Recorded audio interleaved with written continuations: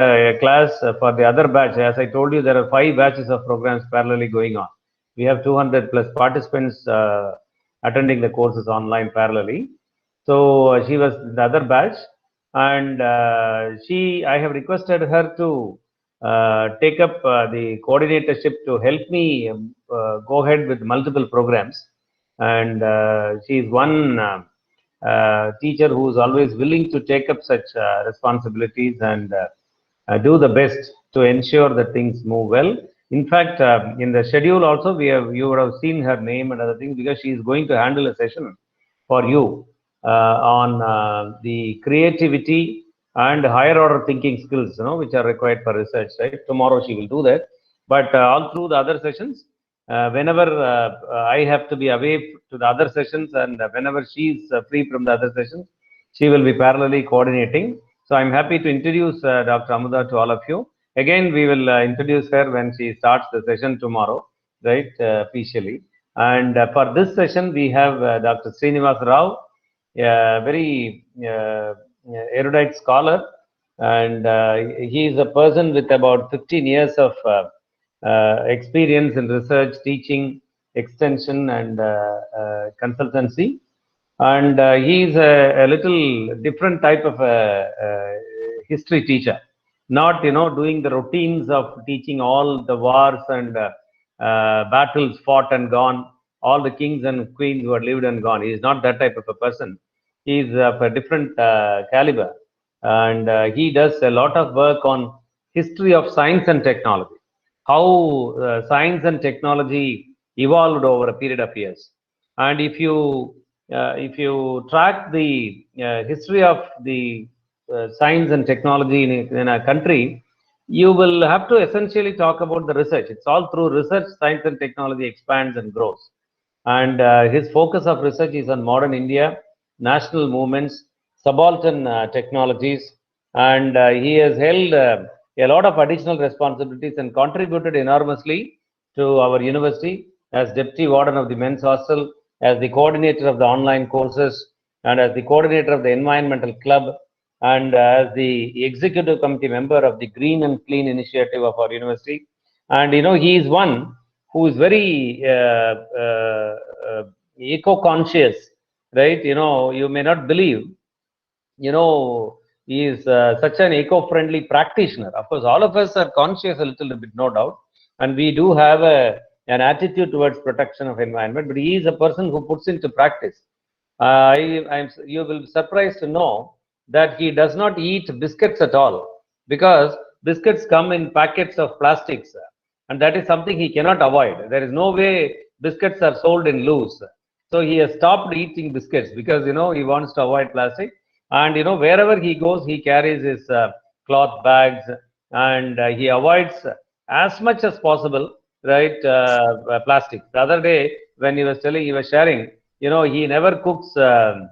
He never gets rava, both the wheat rava or the white rava, right, for preparing khichdi or upuma, because they sell this. They nowhere they sell in loose. He cannot get it in a paper pack, right? It is always sold in packets of half a kilo, 1 kilo plastics. He wants to avoid that. So that type of person. So I'm sure, of course, his session going to be different for you. He's going to speak to you about the origins of research, how research as a discipline, how research as an academic pursuit, okay, started, and how that triggered a lot of growth in science, technology, and expansion of the ideas. I'm sure you will find the session useful. And Dr. Srinivasa Rao, we have our colleague Dr. Amuda also with me to coordinate things. So I'm sure you will find interacting with the young scholars here really interesting. We have participants from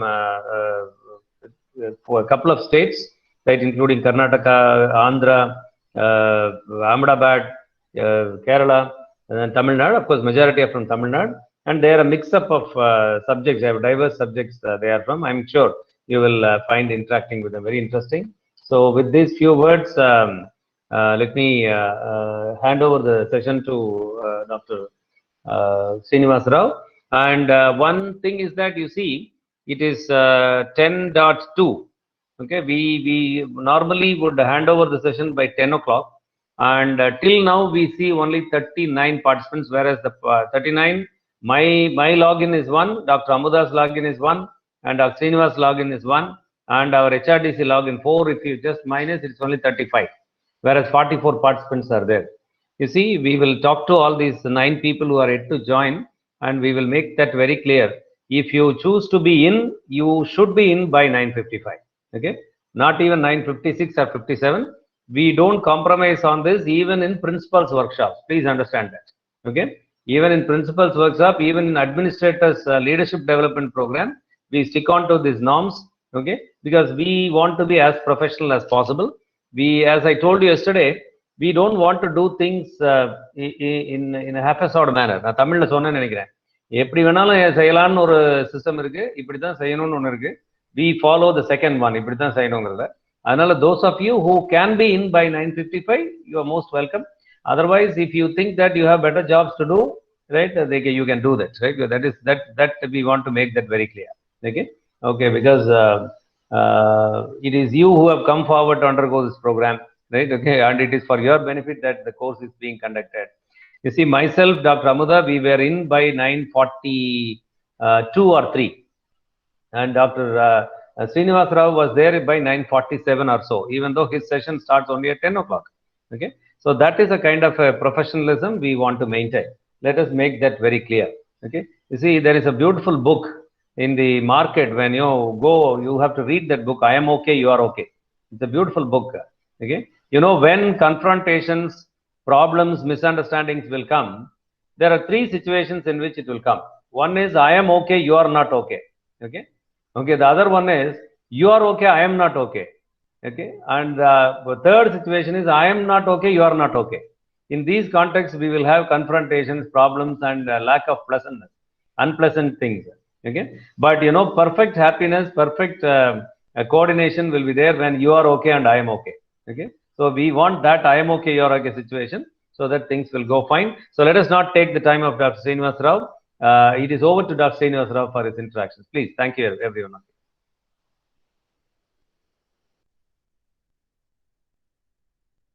Sir, you have to unmute, sir. Yeah. Yeah. I thank Dr. Senthilnajan for giving me this opportunity. Also, I'm also thankful to Dr. Amuda Madam for coordinating this program. And hi, everybody. So, Dr. Senthilnajan sir pointed out that I was concerned about environment. In fact, when you're talking about that, it's actually a new paradigm, which is actually Thomas Kuhn's structure of scientific revolution when you talk about.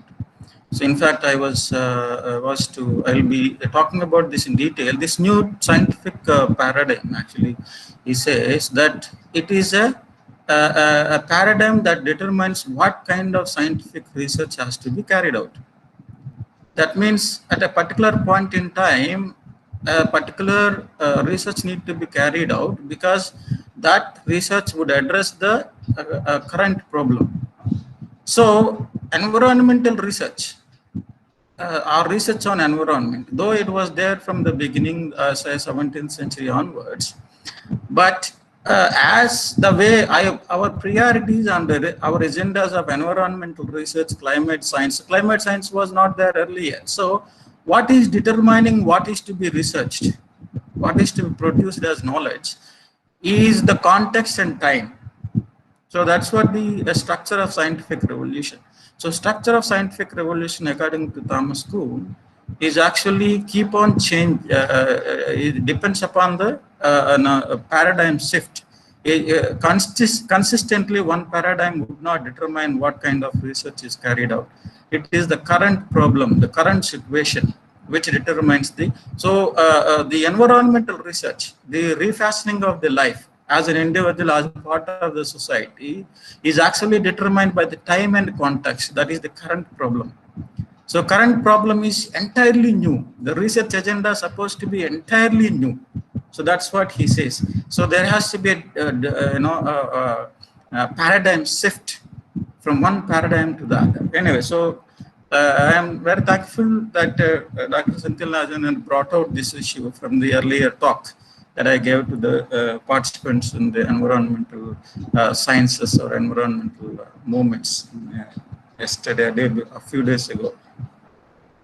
So coming back to the history, we are in a time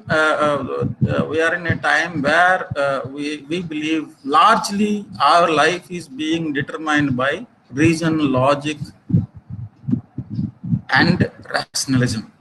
But there were times in history where reason was not the sole decider of the human life. So going back to the pre-classical times, the history from the day we had, or from the time we had the evidence on history, it is J.D. Bernal, a very prominent philosopher of science and historian of science, divided the history into pre-classical, classical, age of faith, and age of reason.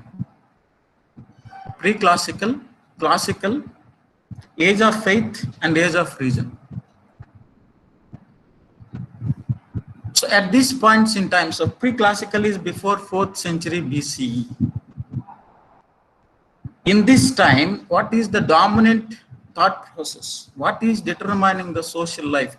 What is determining the human life? How we are understanding, how they were understanding what the life is, how they were understanding what the natural truth is, how they were understanding what the physical truth was in the pre-classical times.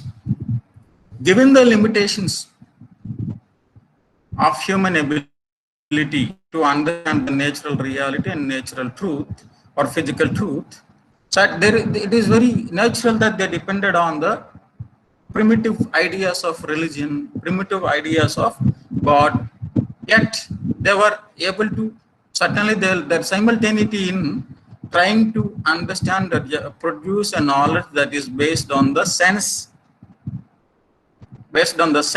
what is actually John Locke later as part of the Enlightenment has proposed, the theory of knowledge.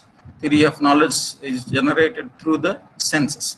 So this sense and as a form of production of knowledge, the experience as a form of production of knowledge was there from the beginning of the human existence.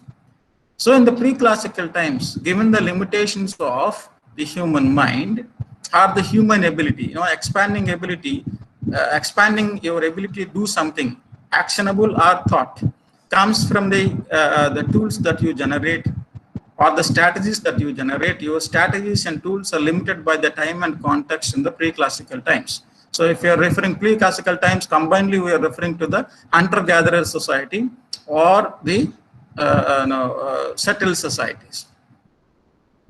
We are referring to these societies, how the knowledge is produced, how they are understanding in what kind of nature they were living in, how they understand what they are within the part of the nature. So these limitations to their mind certainly makes them to understand whatever they can generate the experience as a knowledge, and at the same time beyond the comprehensive things are certainly be allowed to be interpreted in a way they can, but it has certain amount of limitations. It cannot be said as science because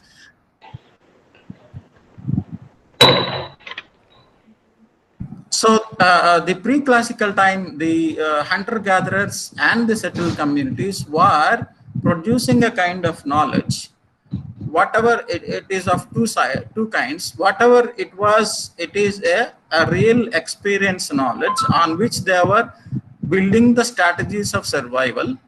It could be home, it could be gathering of food, it could be hunting of an animal, okay, or it could be living together, it could be facing an immediate problem, solving an immediate problem. That was their strategy. Second is that things that were beyond their comprehension are certainly, as that's not the pre-classical times or the primitive societies, but even till today we make that effort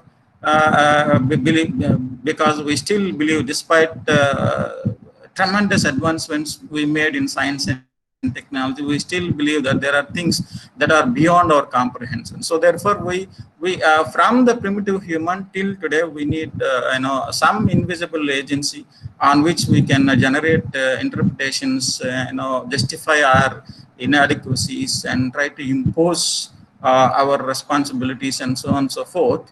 So that is also there. So this simultaneity from the beginning of human society till today. So that you need to keep in mind that why this simultaneity is continuous. That is, one side there is the first category of knowledge is actually had made tremendous advancements. That means our experience, our expansion of our vision, expansion of our hands, expansion of our tools, things from that of the handmade tools, that of the artificial intelligence. The first kind of category had made tremendous changes, but the first category of knowledge has failed to reduce the human inadequacy to transfer the human inabilities to a source called invisible. So and that continues still there, but not only continues, but it's unfortunately increases. Anyway, so that is a different matter altogether. But however, we have to quite often talk about it because we're talking about the production of truth, generation of knowledge. So therefore, we certainly have to bring it quite often into the lecture. So that is one. Second is classical period. The classical period is actually from 4th century BCE to the 5th century CE. Given that the primitive societies or agricultural societies were transformed into urban societies, and urban societies are large scale urban societies, city states, what we call Rome and Greek. In these city states, the life is becoming so complex and so large and so magnanimous.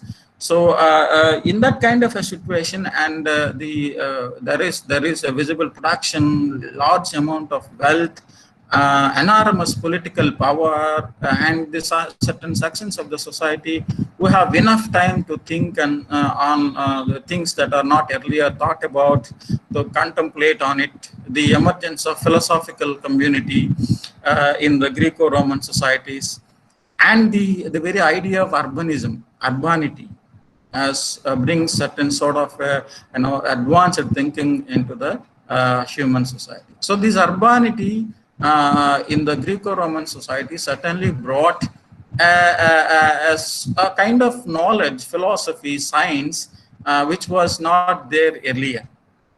So that knowledge is actually on trying to give a sort of understanding on the universe, on the human body, on the falling of the bodies, dynamics of falling bodies, and so on and so forth. They were doing that. So they were also trying to understand what is the truth and so on and so forth. So here you have the philosophy of science and reason coming into play. In fact, Herodotus for the first time was trying to locate the human history into the category of knowledge, especially history as a discipline into the category of knowledge. So for that to do, he has to eliminate the ahistorical elements in history as a subject. So ahistorical elements are that the illogicality is inbuilt in the story. That means a story in the form of statements, which is not sort of an answer to the questions, cannot be taken for granted. If the knowledge is in the form of answers to the questions, the answer is coming from a trained mind or a mind that is responding to the answer.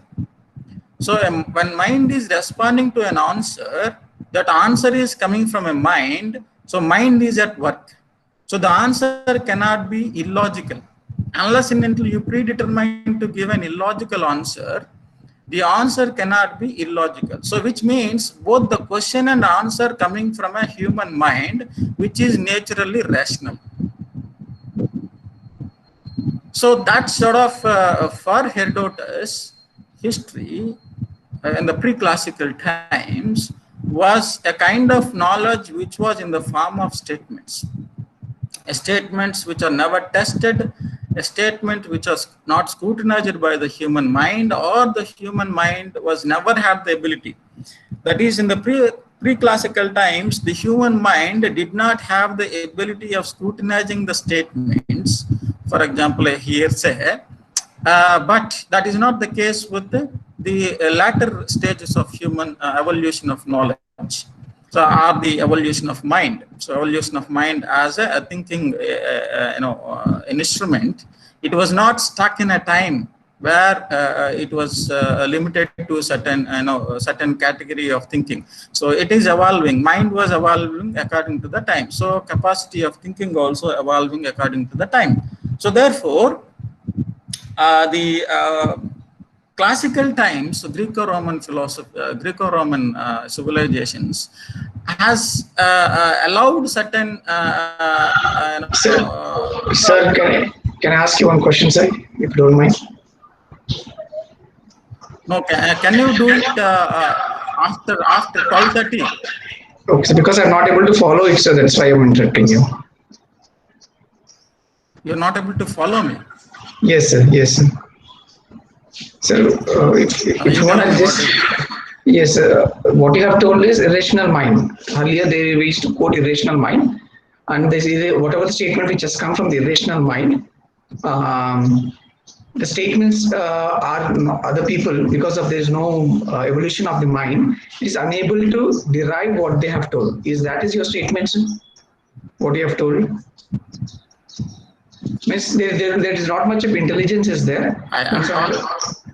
When somebody has told something and that is not been understood by the other people. Is that your meaning, sir?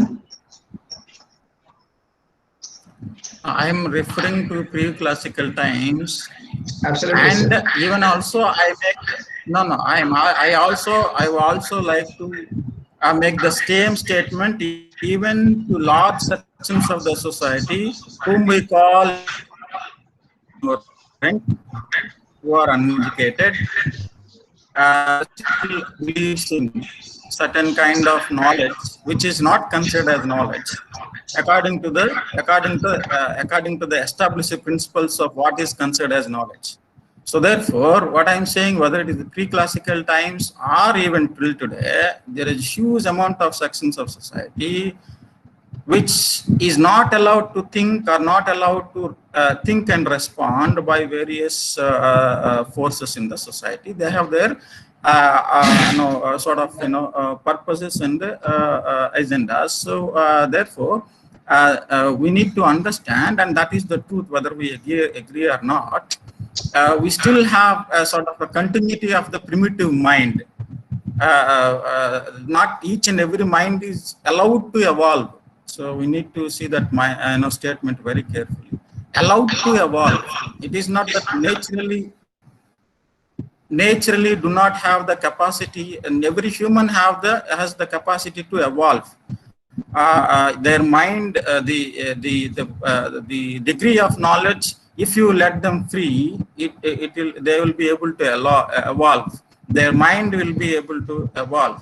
But however, I have no doubt in stating that we have the social agencies, cultural agencies, religious agencies, political agencies, even the corporate agencies, government agencies would not want the mind to grow or would not want the reason to get into the minds of the people. So it is an undeniable truth. So if you wanted to counter it, that is fine, but that is the truth. So I was referring to a large section of almost 90% of society, 99% of society in the pre-classical times was lacking the ability as we do. If not, I'm referring to each and everyone in this society, the modern day society. I was referring to say go by percentage, we can say go by percentage that at least 95% today or say 20%, at least 20% today have the independent thinking capacity, which does not allow the influence of anybody into their mind. But if you go to the pre-classical times, you have almost 99%, that is not the case. So it is a submissive society in terms of thought process and thought independence. So that's what I was referring to. So Okay, sir, then got your let point, me sir. go. Yeah. So thank you. So let me go back to the age of faith after the classical age or classical times. Age of faith sets in. That is the emergence of, according to J.D. Bernal, the emergence of the organized religions. So I was, though this time is actually the J.D. Bernal's time is primarily depend upon the European classification of history into these particular categories of time based on the reason and logic and what time, what is dominating the human thought. That means if you say in the pre-classical times, the primitive religion and God dominating the human thought. In the classical times, if not an exact a philosophy that is totally physical or totally rational, it is certain huge amount of metaphysicality is there in that Greco-Roman philosophy also. One cannot climb, and otherwise there is no job for the Renaissance philosophers and scientists. So then anyway, so the dominant for the first time probably in the history of human society, reason is allowed to play a role in understanding what the humans are during the Greco-Roman times. So as I told you, Herodotus is trying to locate the human as an agent, locate the human within the rational explanation of the human story.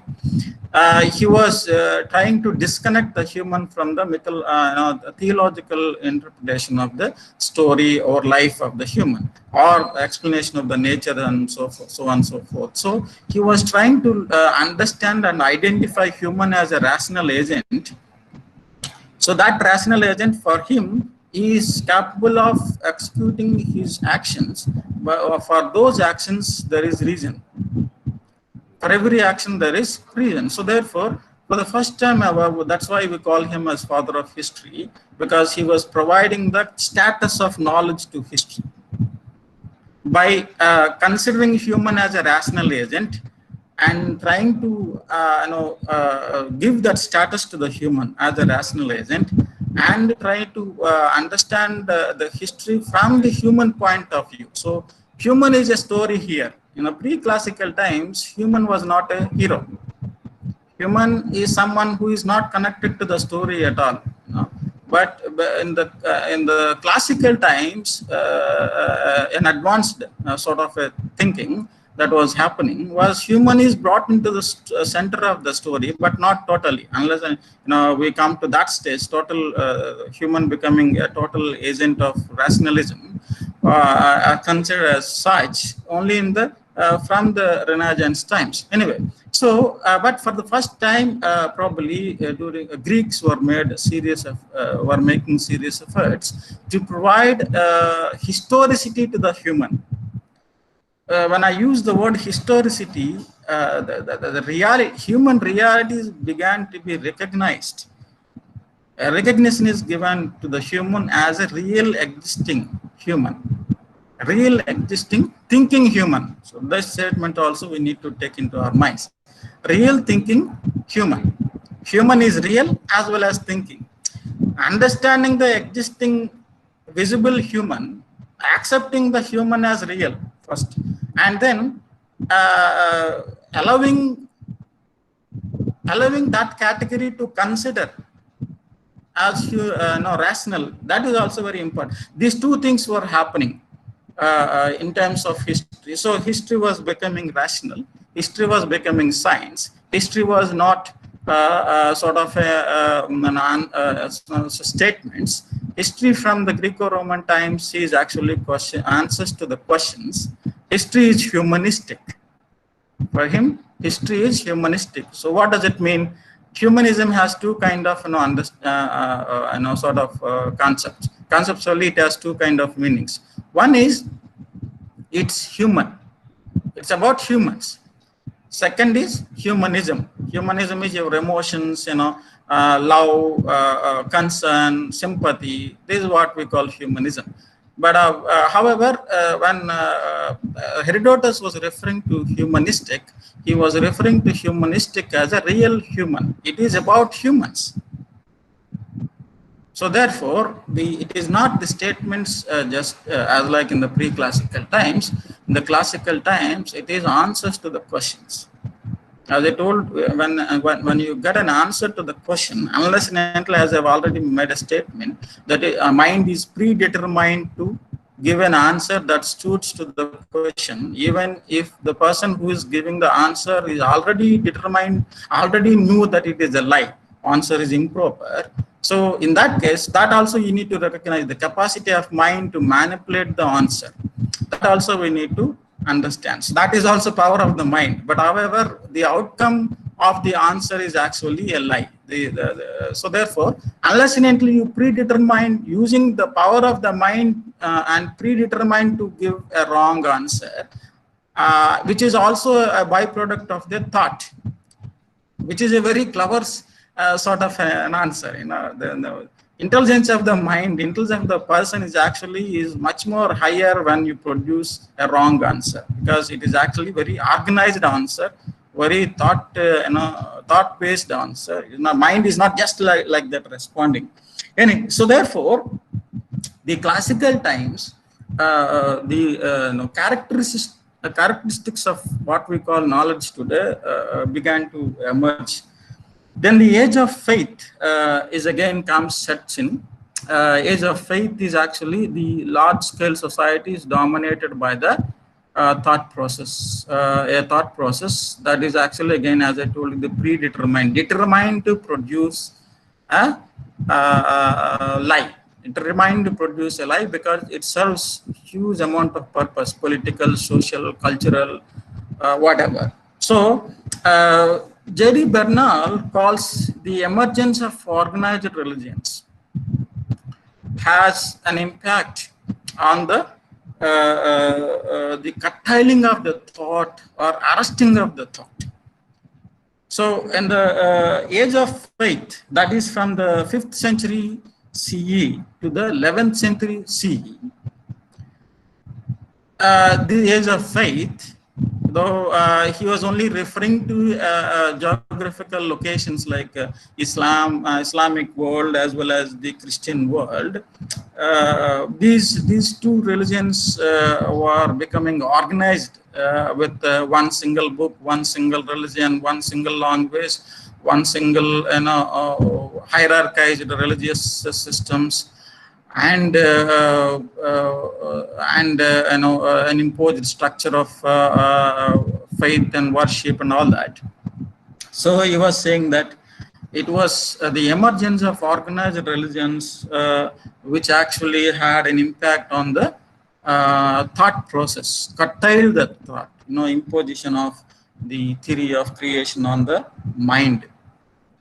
So this he calls, or many historians agrees, after the classical period where there is a huge amount of flourishment of the science, technology and philosophy in the urban city states or urban culture, after the end of or fall of the Greco-Roman empires, the setting of the, again, a sort of a agricultural culture or a dismantled urban society resulted in the re-emergence of the small states, what we call feudal states in the context of Europe.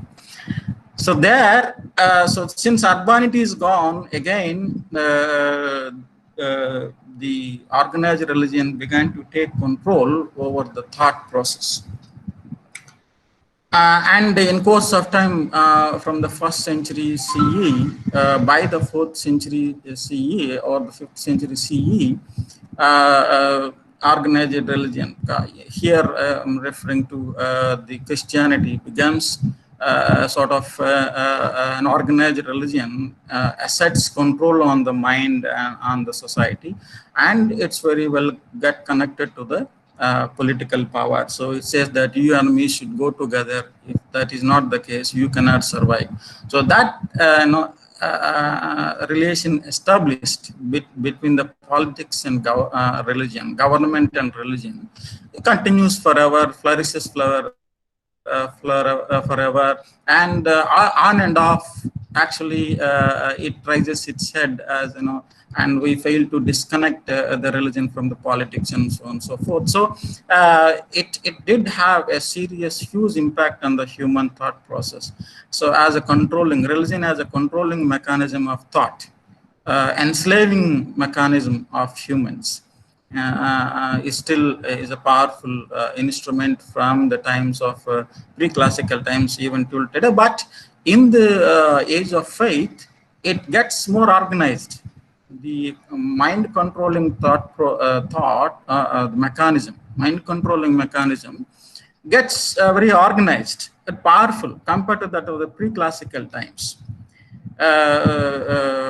Pre-classical times, even the classical times also, you do not have defined religions, what they call paganism or something, worshipping of the nature and so on and so forth. But here, in the age of faith, you get an organized religion. That organized religion exerts power over the general society through its organized structure, hierarchy of religious administration, one single God, one single religion, one single worship, mechanism of worship, and so on and so forth. So that is had an impact on the thought process, which means the European historians, and many agrees to this, especially when it comes to the European history, this is called as a dark period region. Dark means here we are referring to a kind of lack of light.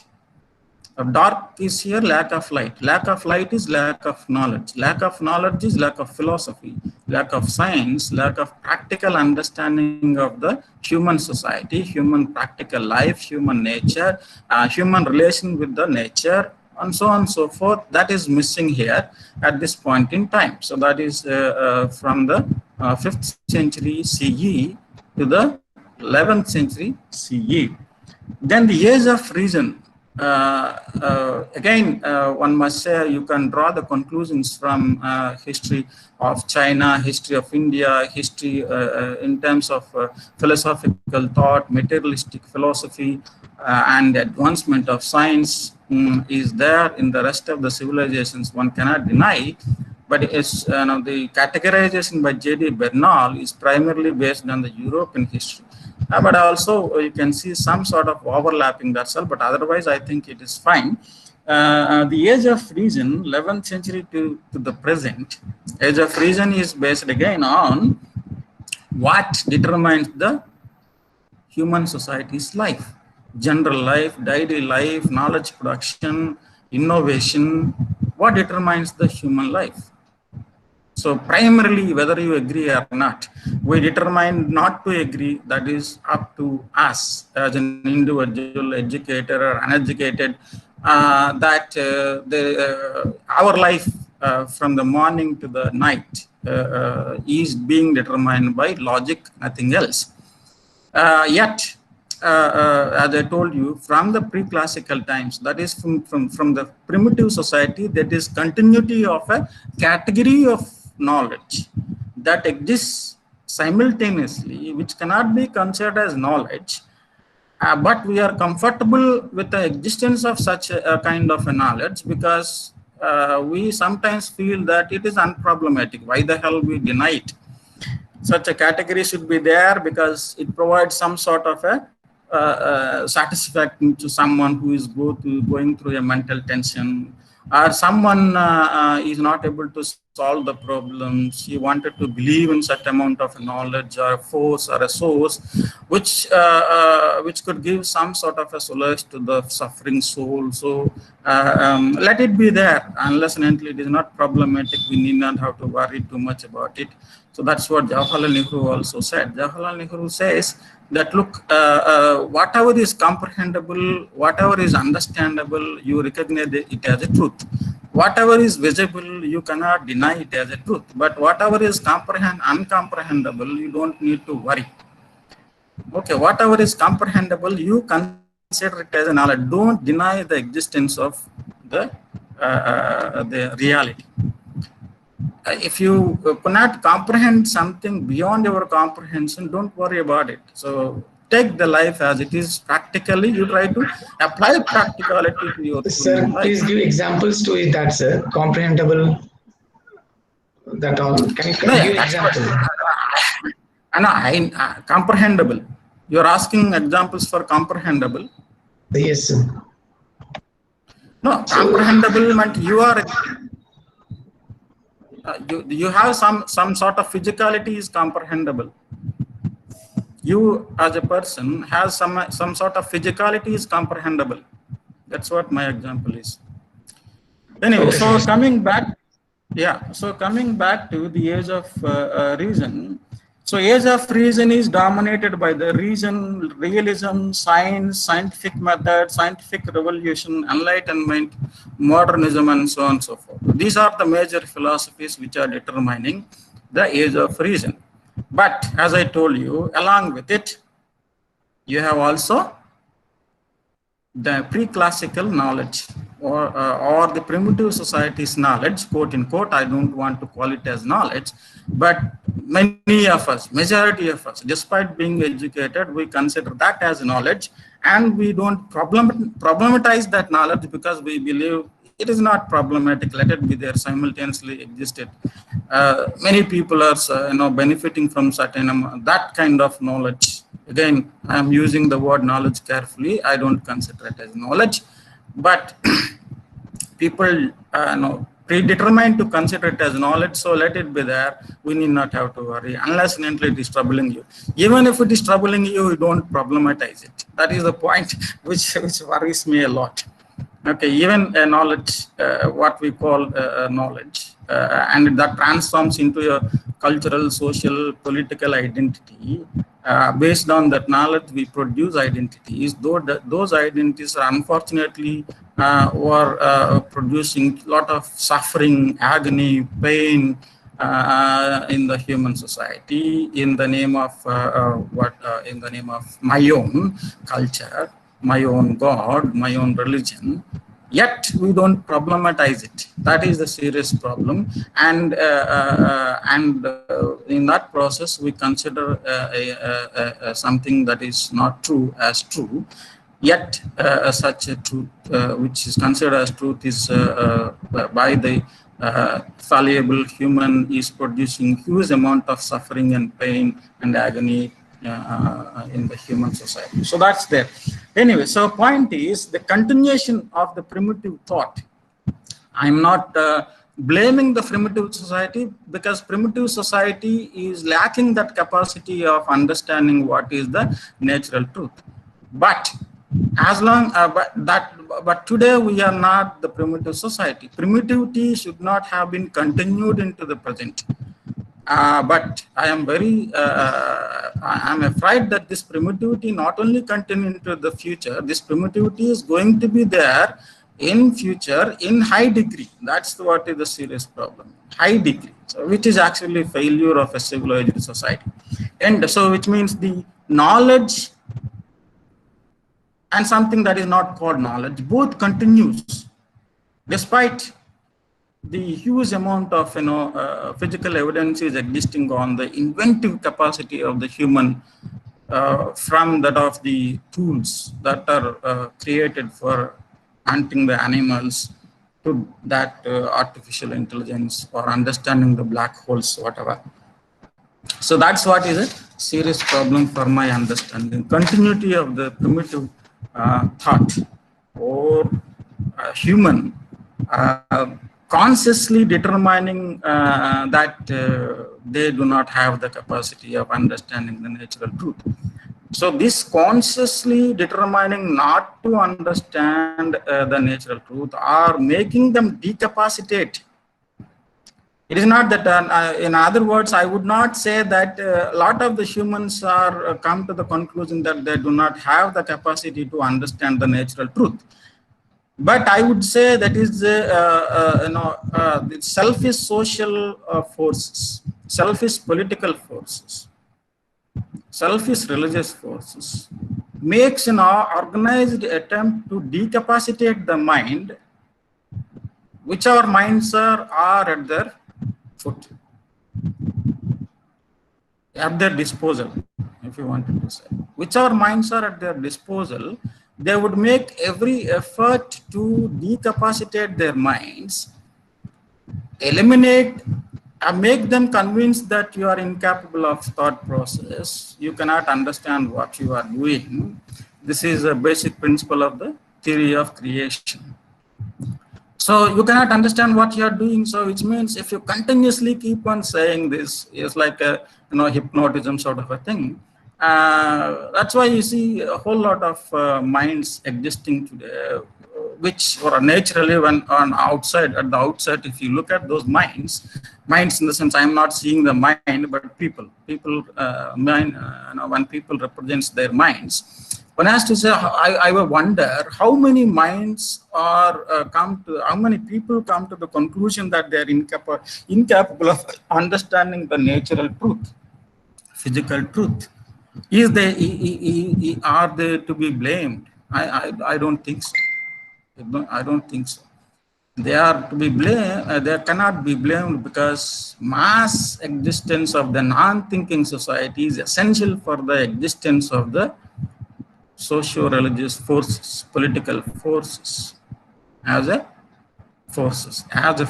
Otherwise, they cannot exist as forces.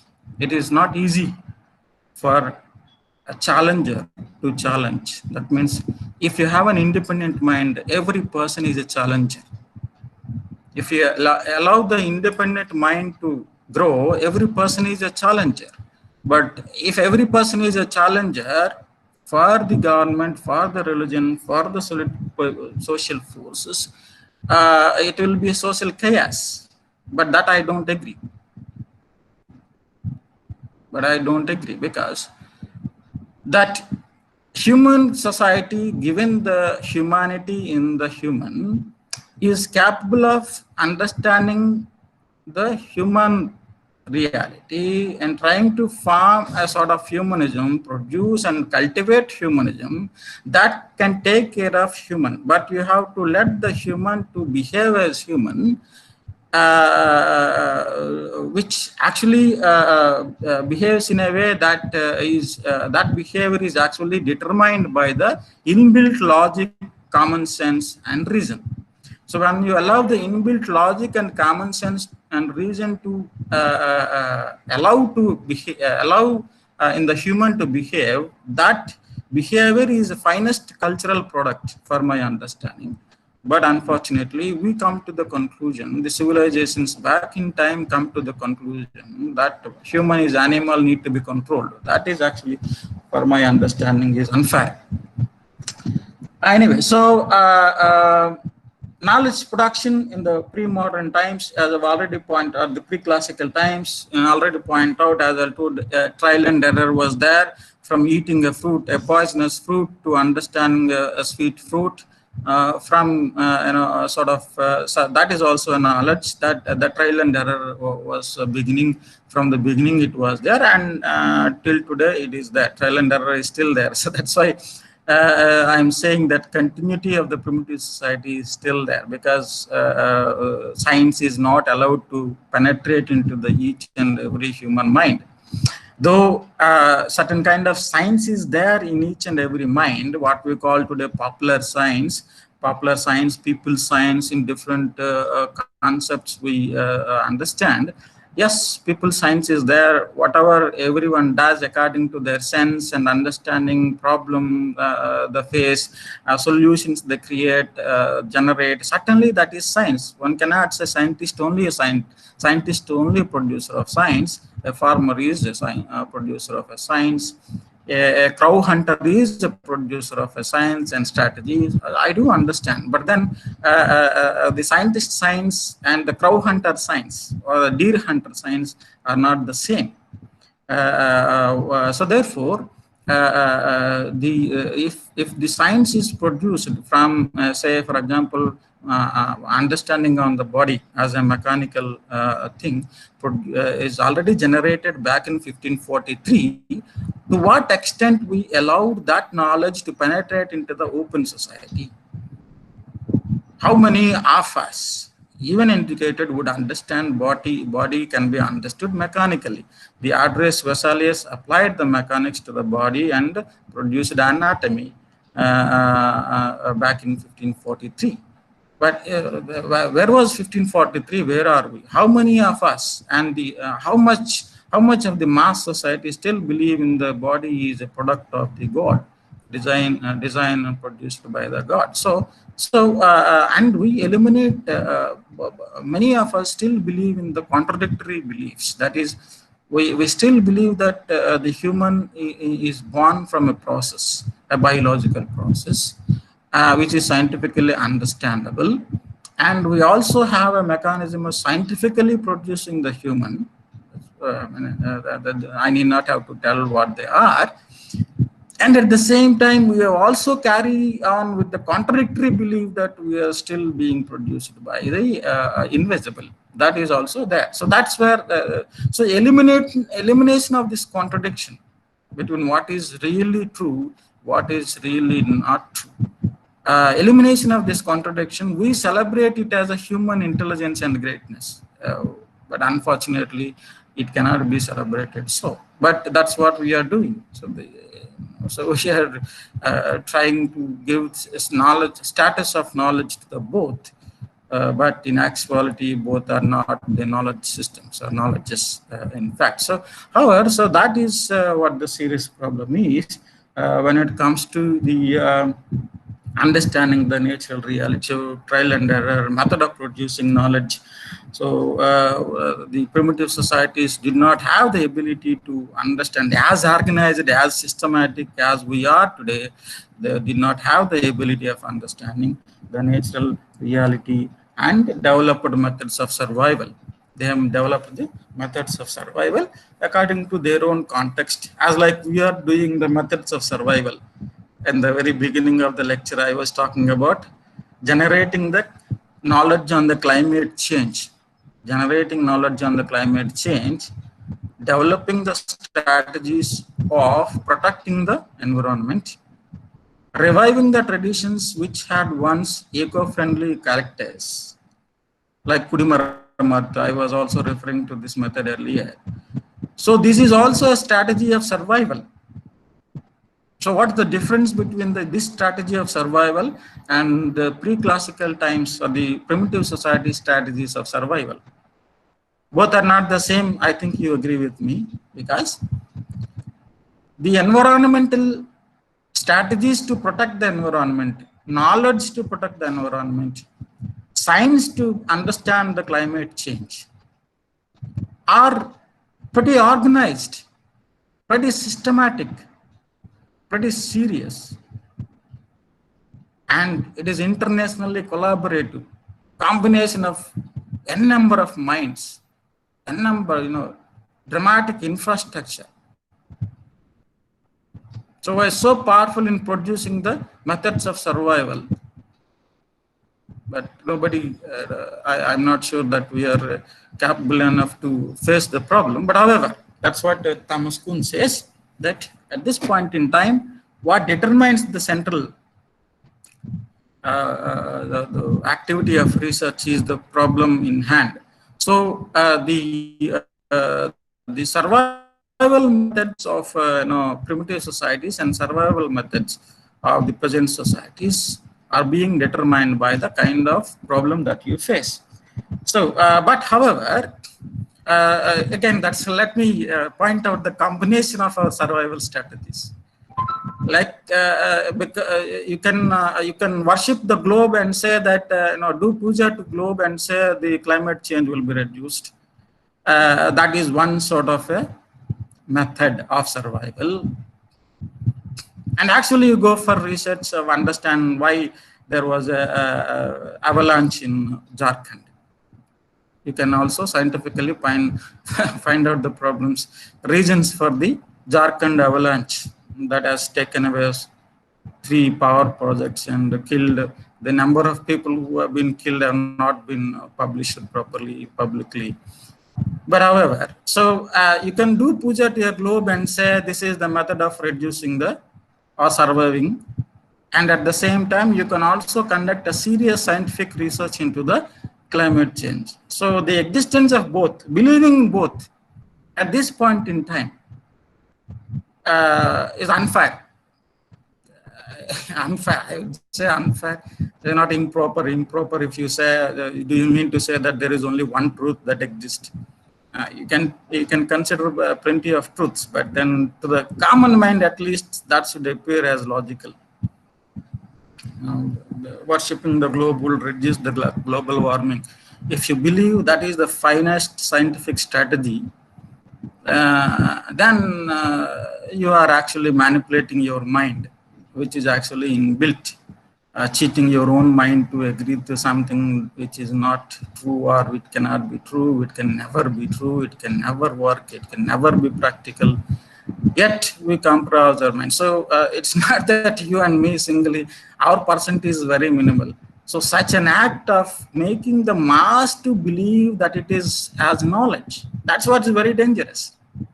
You and me capable of dismissing that is something that is unfair. But then how many people, mass number of people, are educated society is capable, but not all educated society. Let me give you in writing. So not all educated society will be capable of dismissing globe, worshipping the globe or doing puja to the globe would reduce the global warming. There are many among us would believe that that can work. But at the same time, but that is not worry me. You are very little % of people. But however, that is also dangerous because you work as a person who convinces those people who are not capable of thinking as we do. So as an educated person, you are compromising here with your own inbuilt knowledge and capacity of thinking. Then when will you take it to the people whom you are supposed to be responsible to transform their mind, take care of things, and because you have the responsibility of taking care of society as a payback to the society. But we are not, so at our individual level, we are very comfortable with the simultaneous dual truths. So dual truth is very unfortunate in an educated person, but that is what the prime character of the so-called civilized society or rational society is.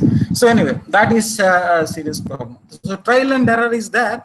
The survival methods are there from the beginning, but the way we create survival methods by producing the knowledge absolutely differs from the primitive times to today. In the settled communities, you see an advanced thought process of producing knowledge and creating the non-existent, but it is not disconnected from the nature. That is, say, if you're talking about the settled societies made to believe that they need to produce because there was no food available for hunter-gathering. So whatever is naturally available is consumed. So you need to settle somewhere. That too, according to the historians of the ancient times, pre-modern times, that means the prehistory, they have come to the conclusion. D.D. Kosami working on history of India. In ancient times, they have settled on the riverside. That is also a logical decision. Why do they settle on the riverside? Most of the Vaigai Valley civilization we are talking about today. So why were they settling on the riverside? So which means that there is an application of logic, as in considering water as an essential product, considering the essentiality of human, essentiality of water to the human, and at the same time for the reproduction as an activity, reproduction of food we are talking about. So agriculture, reproduction of food, what is needed is essentially is water. So therefore, the settlement of both for drinking as well as for reproduction of food for the settled societies, they have riverside.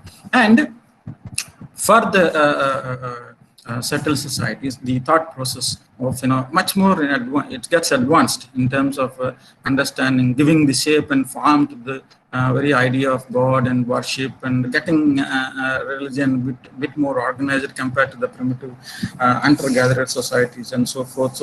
So knowledge, in fact, the first category of knowledge I was talking about, that is giving some sort of creating some amount of quote unquote, I'm using this not as knowledge, but however here in the settled societies, it becomes much more advanced in the sense that the interpretations of the invisible and the worship mechanisms a bit more systematic. The invisible gets some amount of physicality in the settled societies. Invisible will get a physicality. What is physicality? To the invisible shape and form, if there is, you cannot continue to say that there is something, but you are forced to convince in that something. So some religions, they believe that the invisible need to be provided some amount of physicality. Physicality is a physical shape. And a system of worship need to be established. So these strategies are to make people believe that things that are not true as true. You wanted to see the invisible, come and see there is a sculpture, there is a statue, there is a form. And so who knows how one looks like, how the invisible looks like. It doesn't matter. For the first time you are seeing something, the form of the invisible, so that's it. How do you know whether that the invisible looks like this or not? There is no opportunity to check that physicality of invisible. So therefore, you provide whatever you think for the people who wanted to provide physicality, especially the society, the individuals or the communities which are so powerful, or acquired the power, absorbed power in settled societies, began involved in providing physicality to the invisible. So since nobody has seen how the invisible looks like, whatever for the first time you are seeing, that's what is real. So therefore, there is a certain amount of physicality was given to the invisible during the settled societies. Apart from that, the system of worship need to be systematization of worship is also there. Systematization of worship also is a strategy of providing logic to the illogical. Okay. Systematization of worship. First this, later that. First this, later that. It has to begin like this. It has to end like this. These kind of materials are needed. So all this systematization, of course, those materials are real existing material, and those materials are very perfectly based on their usages. The usages are interpreted, usages are explained, usages are connected to the ritual. So all these things, for a mind that is not so independent, it is easy for the creators of the systems, especially illogical systems, to make them appear logical, to make them appear rational. So if you say systematic is what is science, systematic is what is knowledge. So therefore, if I do things systematically, that is knowledge. How can you counter it? On what basis you are countering? Am I not doing systematically? If I am doing systematically, that is knowledge. So which means it is a very strategic application of systematization to provide the logic to the illogical. Okay, so that, it's very visible to each and every person who is capable of understanding what is systematized. But is that systematized is actually systematic in a sense, but is what is the politics of systematization of a thing that need not have to be systematic? What are the politics behind? So how we are denying providing the knowledge status to someone with is not knowledge by borrowing the characters of our methods of knowledge production. Understand what I'm saying? By borrowing the methods and means of knowledge production, we systematize something which is not systematic at all. That systematic is not needed at all. You can start with Z and you can end with A. That does not matter. But however, when you provide systematic procedure, something that is not knowledge acquires the characters of knowledge. So that is there. So therefore, the primitive societies, invention of, especially the settled societies, invention of the knowledge, invention of the God, providing systematic, systematization of the worshipping, the ritualistic sort of traditions, as becomes essential because in these settled societies you have the emergence of the clan leaders. The clan leaders' responsibility is to control the society, behavior, manage, maintain society, because that is needed. So the sociologists would say, what is the purpose of inventing the sort of invisible? The prime purpose was to control the humans, because otherwise they go bizarre in the here and there, which is actually unless and until you allow the humanism to play an important role, use the other means to control the human, is actually a strategy that is never tested, never been tested properly, or never stand the scrutiny of the human mind. So there is a nice human who is followed by thousands of lakhs of people who has never committed any crime and so on and so forth. There is a criminal who is also being followed by thousands, and so both are not the same. One is humanism, another is controlling mechanism, fear. So that's the same kind of thing. So I would say humanism is the finest character of the human to control the humans, to bring the humans into the order. You need not have to have a fear or something to bring the human into the chaotic, so-called chaotic human society into the order. So mass controlling as sort of a mechanism that is used by the settled societies. As I've already talked about, the classical times has produced a huge amount of knowledge, but most of its knowledge, though sort of a semi-scientific in a sense, it still had suffered the lack of complete scientificity in the knowledge. So Plato, Aristotle, all of them have created the present-day characters of science. For Aristotle, science is a body of properly arranged knowledge or learning, the empirical facts, but also their ordering and display are crucially important. So that's what he says. So which means the classical times has the characteristics of the present day science, yet it has limitations of the time, full time. Despite this being an organized urban urban society, still it has a problem of human limitations of understanding the universal truth or human reality.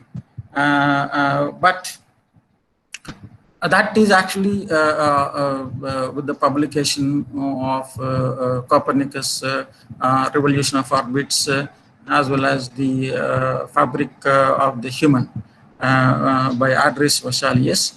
These limitations are eliminated, but the 16th century is different from the 4th century CE, BCE, and the 5th century CE. The times are not the same. So therefore, we have to understand, certainly there is a sort of limitations to the human society, especially thinkers or engineers, whoever they are, to produce a knowledge that can be compared to today's knowledge. In fact, however, their minds are not simply understandable. You have to do a lot of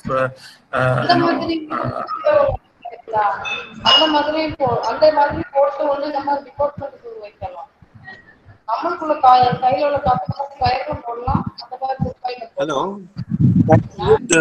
Someone unmute. Someone is speaking. Please mute your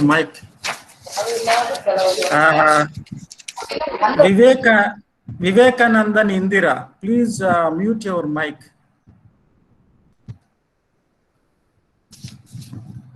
So after the classical times, you have age of faith.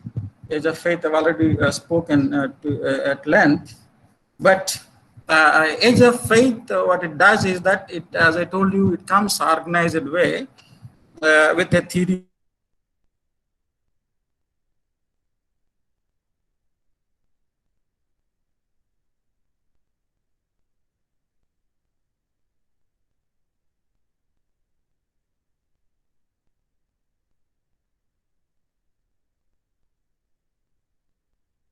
Sorry. So the essentiality of providing the structured shape and form to the religion felt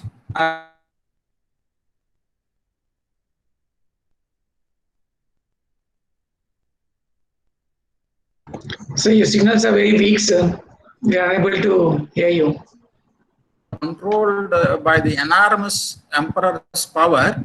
Here, after the dismantling of the empires, to regain the controlling power or to rebuild the empires, the political power or the inbuilt capacity of military power of the feudal lords was not enough. So therefore, one has to use the very important and very essential and very say powerful force called religion to regain the lost supremacy over the mind. So that comes apart from militarily, it will come otherwise, or else by bringing the people into the submissive thought process, it can also be brought. So second is very easy. Militarily, it can be done, and it can also be brought through a process of bringing the minds into submission.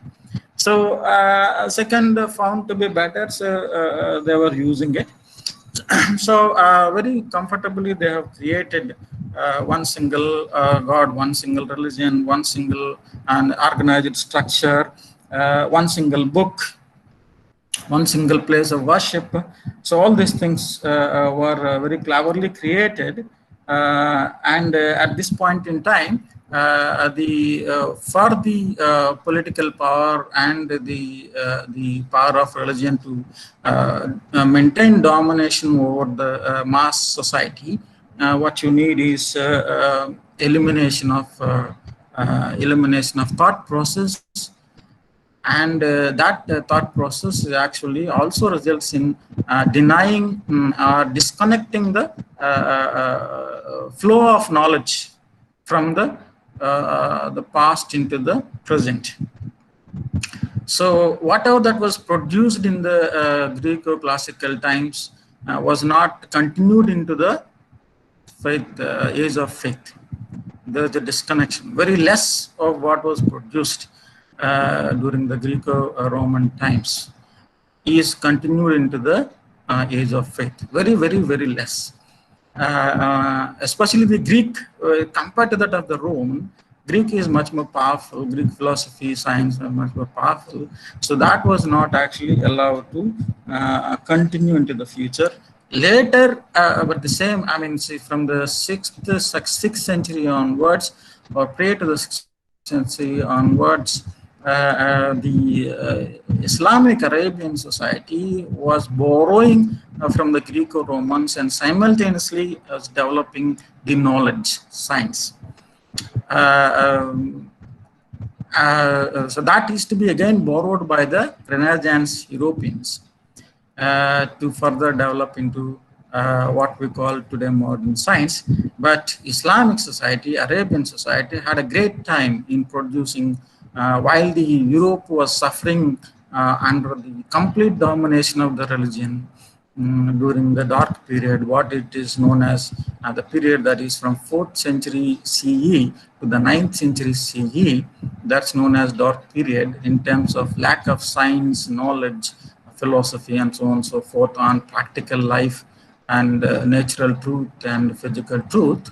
While in the other civilizations, according to J.D. Bernal, and the historians of the Asian society who have worked on the history of science and technology have made claims, or certainly those claims are true, that while the Europe was suffering under the domination of the religion, Islamic society, India, China was flourishing with the scientific traditions.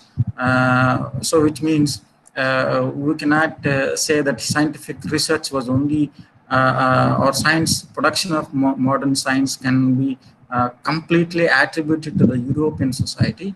It has borrowed. There is a cultural interflow between the civilizations. The knowledge was flowing from one civilization to the other at particular point in time. So it is the entire science is not the sole ownership cannot be given to the European society. So, for example, distillation was, which is a mother of chemistry. Distillation was coming from the Arabic society. Numericals were coming from the Arabic society, apart from the contribution of zero from India. So, algebra, Al-Kharzami, was a contribution from Islamic society. So therefore, these variations are there. Yet, what's happening majorly at this point in time is that complete dominations, imposition of theory of creation. That is, you are a person who is created for a purpose, let live for a purpose, and killed for a purpose by the God. So therefore, you are not you are not owner of your own thoughts and actions. If let and controlled by the invisible, you are like a left out horse will be running in all directions. It is the control of the invisible that you are running in a decided direction or a predetermined direction, what is called blinkered horses. So the blinkered horse is actually provided a straight path by not allowing the horse to see on different sides. So you allow the control the horse through various mechanisms. So that's what the theory of creation says. So you are byproduct of my design, you are an actor in my play, you are a, what do you say, you're a doll in my under control. So this is the theory of creation. So that is, without mercy is imposed on the human mind. So which means that needs a complete submission, call for a complete submission of the human into the control of the forces which are interested.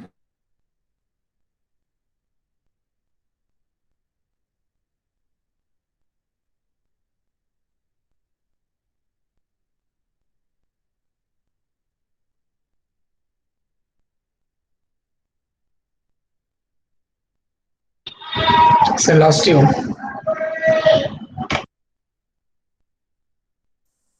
Oh, sir, video hanging.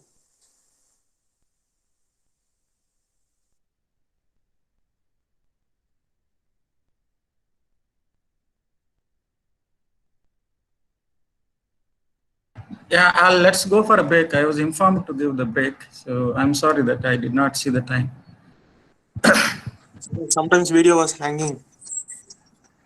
Yeah, I know. Probably I'm using the mobile sort of data. So Probably sometimes that's voice was not cleared. okay. Is it okay? Well, so I'll take care of that. So let's go for a break, I think. Yeah, fine.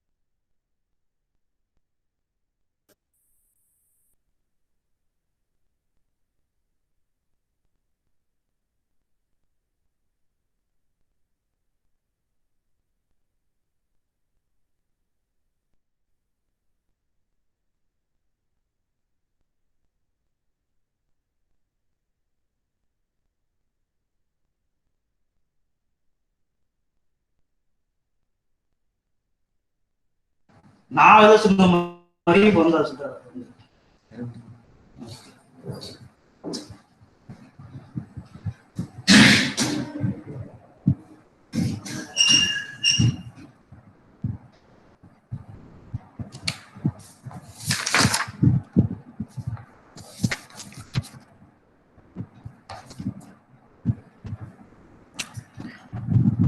I think we can start again. So the age of faith is slowly established control on minds. I think over a period of time we failed to reduce that control, even if we wanted it, because the strategies of controlling the human mind and so powerful, and they are intertwined with the culture of the common culture of the human.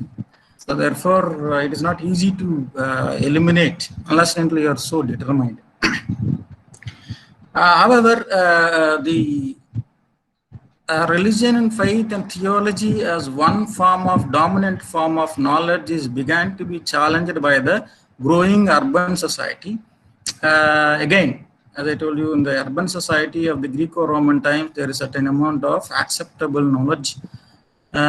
Then the re-emergence of urban society from 9th century onwards, 9th century CE onwards, began to throw a challenge to the domination of organized religion. So that is actually a form of a secular society. That secular society was resulting out of improved techniques of production in agriculture, as well as in towns, production of material for services, for example, corn flour, especially when you refer to the Europe, corn flour and wheat flour. Is actually wheat flour and corn flour is actually resulted out of mechanization of wheat flour. The mechanization is not automatization, but however reducing the dependence or the amount of power of the animate in producing the wheat flour or on the corn flour, where the windmill, water wheel kind of contrivances have filled the human with the confidence of creativity. Inventive capacity is increased, the regrowth of the urban society, and that made them busy. So therefore, that is actually in a way taking them away from the daily engagement with the religion, which is not actually the secular society that we're talking about in the 9th century CE. Is not a society that is actually as we understand the secular today. That society is not dismissing the existence of God or something, or saying that religious rituals are not important. It is actually getting busy with the production, getting busy with the life, getting busy with the administration, and so on and so forth. So a huge amount of inventive culture was emerging in the urban societies of Europe. So therefore, automatically, when you are busy, you would have less time to pray, visit the temple or church or whatever. So that human getting busy made them have a less engagement with the religion. So that less engagement gradually resulting in sort of a distance from the church and the society. That found to be very serious problem for the Catholic Church.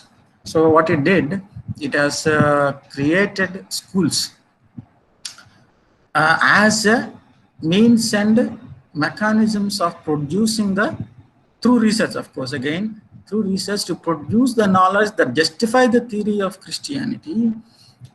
They have created schools So the the general society is becoming much more busy, and it is slowly becoming less religious in the process of its getting busy. And then this inventive culture, growth of inventive culture is also filling the human society with some level of confidence of being inventive and creative. So that creativity and inventiveness in the human society, in fact, what is known as improving the techniques of production. So improving the techniques of production would result in improving the inventive capacity also. If you don't have the inventive capacity, you cannot improve the techniques of production. So the water wheel windmill in the European Mediterranean area, which actually disconnects the, allows the human to think that I am a controller or a proper user of the nature or natural forces. I have acquired the ability of using the natural forces, power. That's what is inanimate power. So the development of a contrivance, that is the windmill and water wheel, both are natural forces. The mechanisms to capture the power of the natural forces for the human usage. Windmill, water wheel, that's what we say, or windmill, water wheel, both are used in the mills of corn and wheat.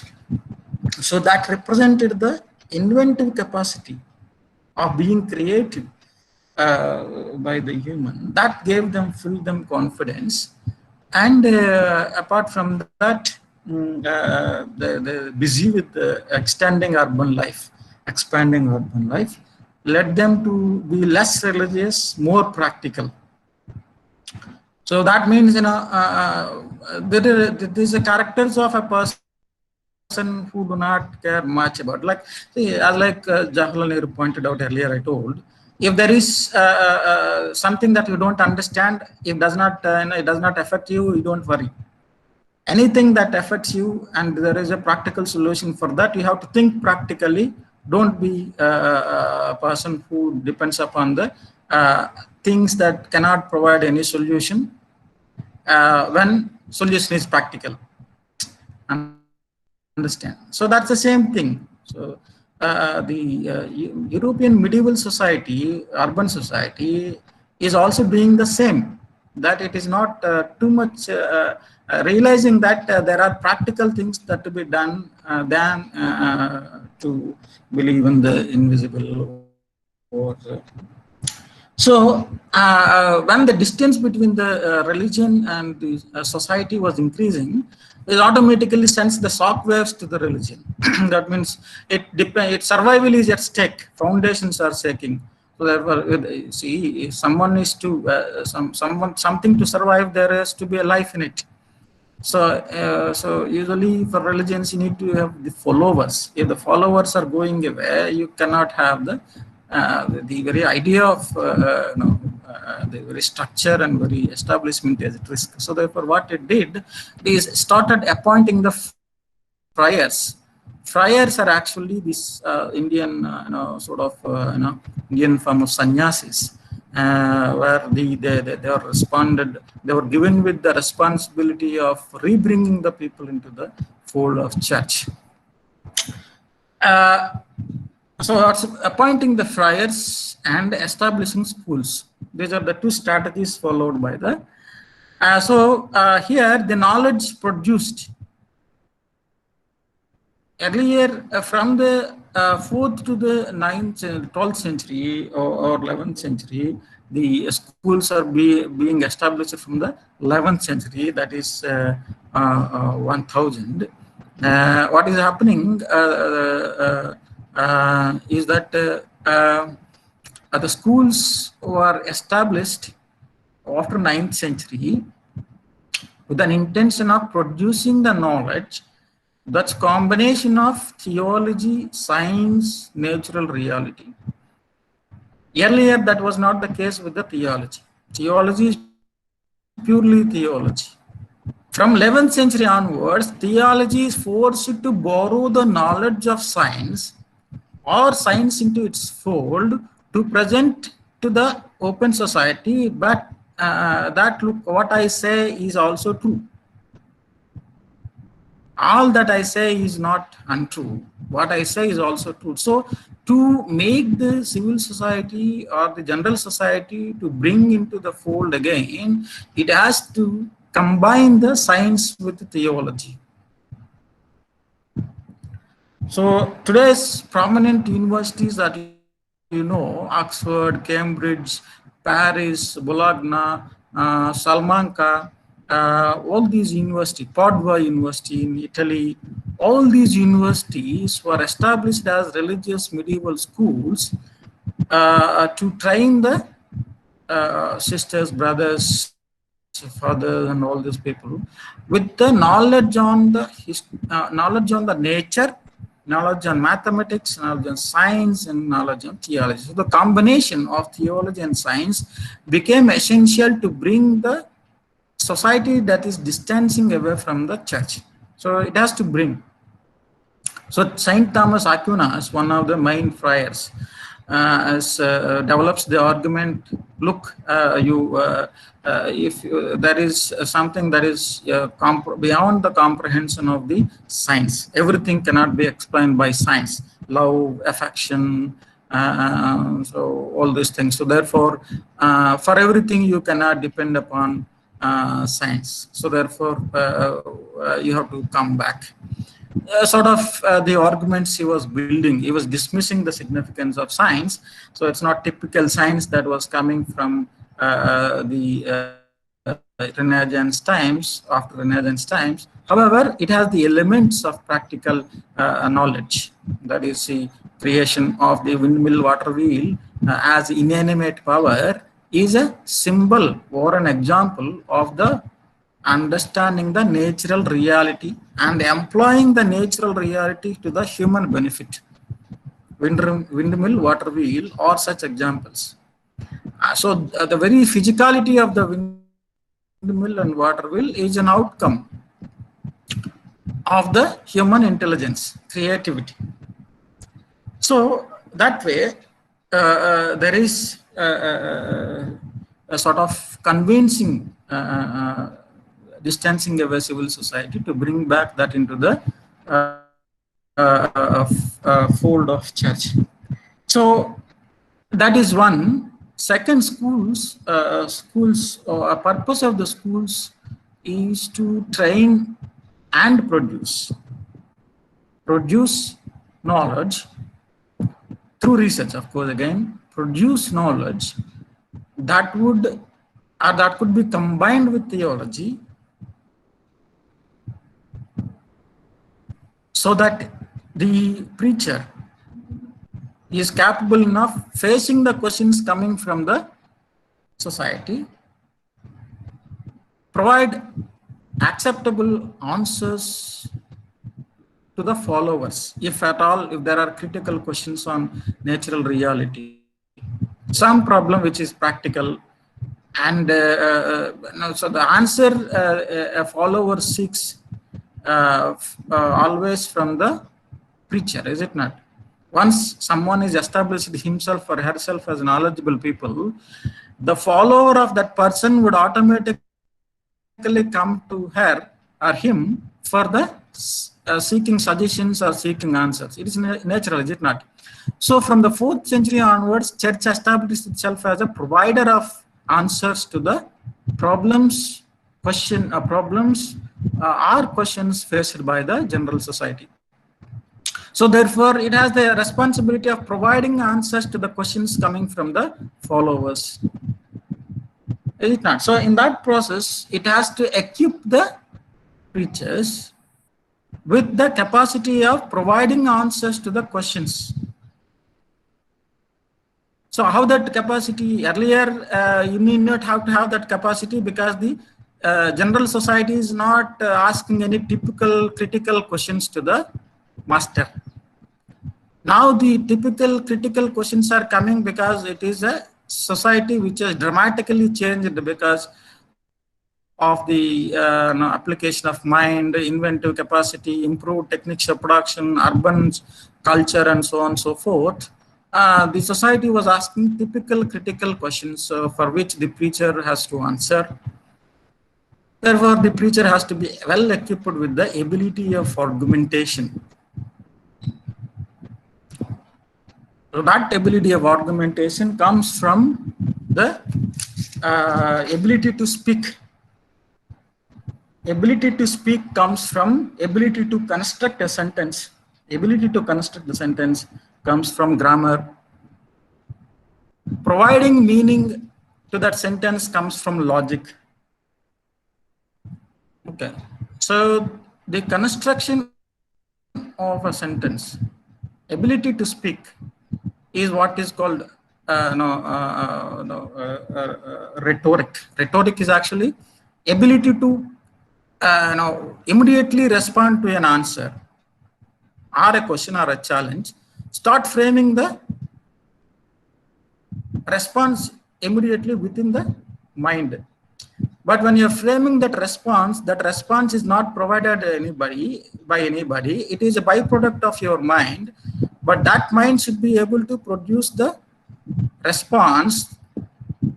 That mind will fail to produce the response if does not have the enough material inside it.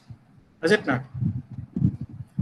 And if someone asks a question, if that answer does not sound logical, that response or answer will be immediately rejected, is it not?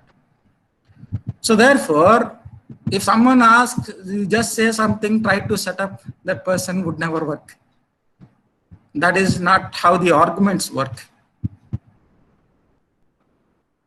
If you believe that the question is logical, answer should also be logical.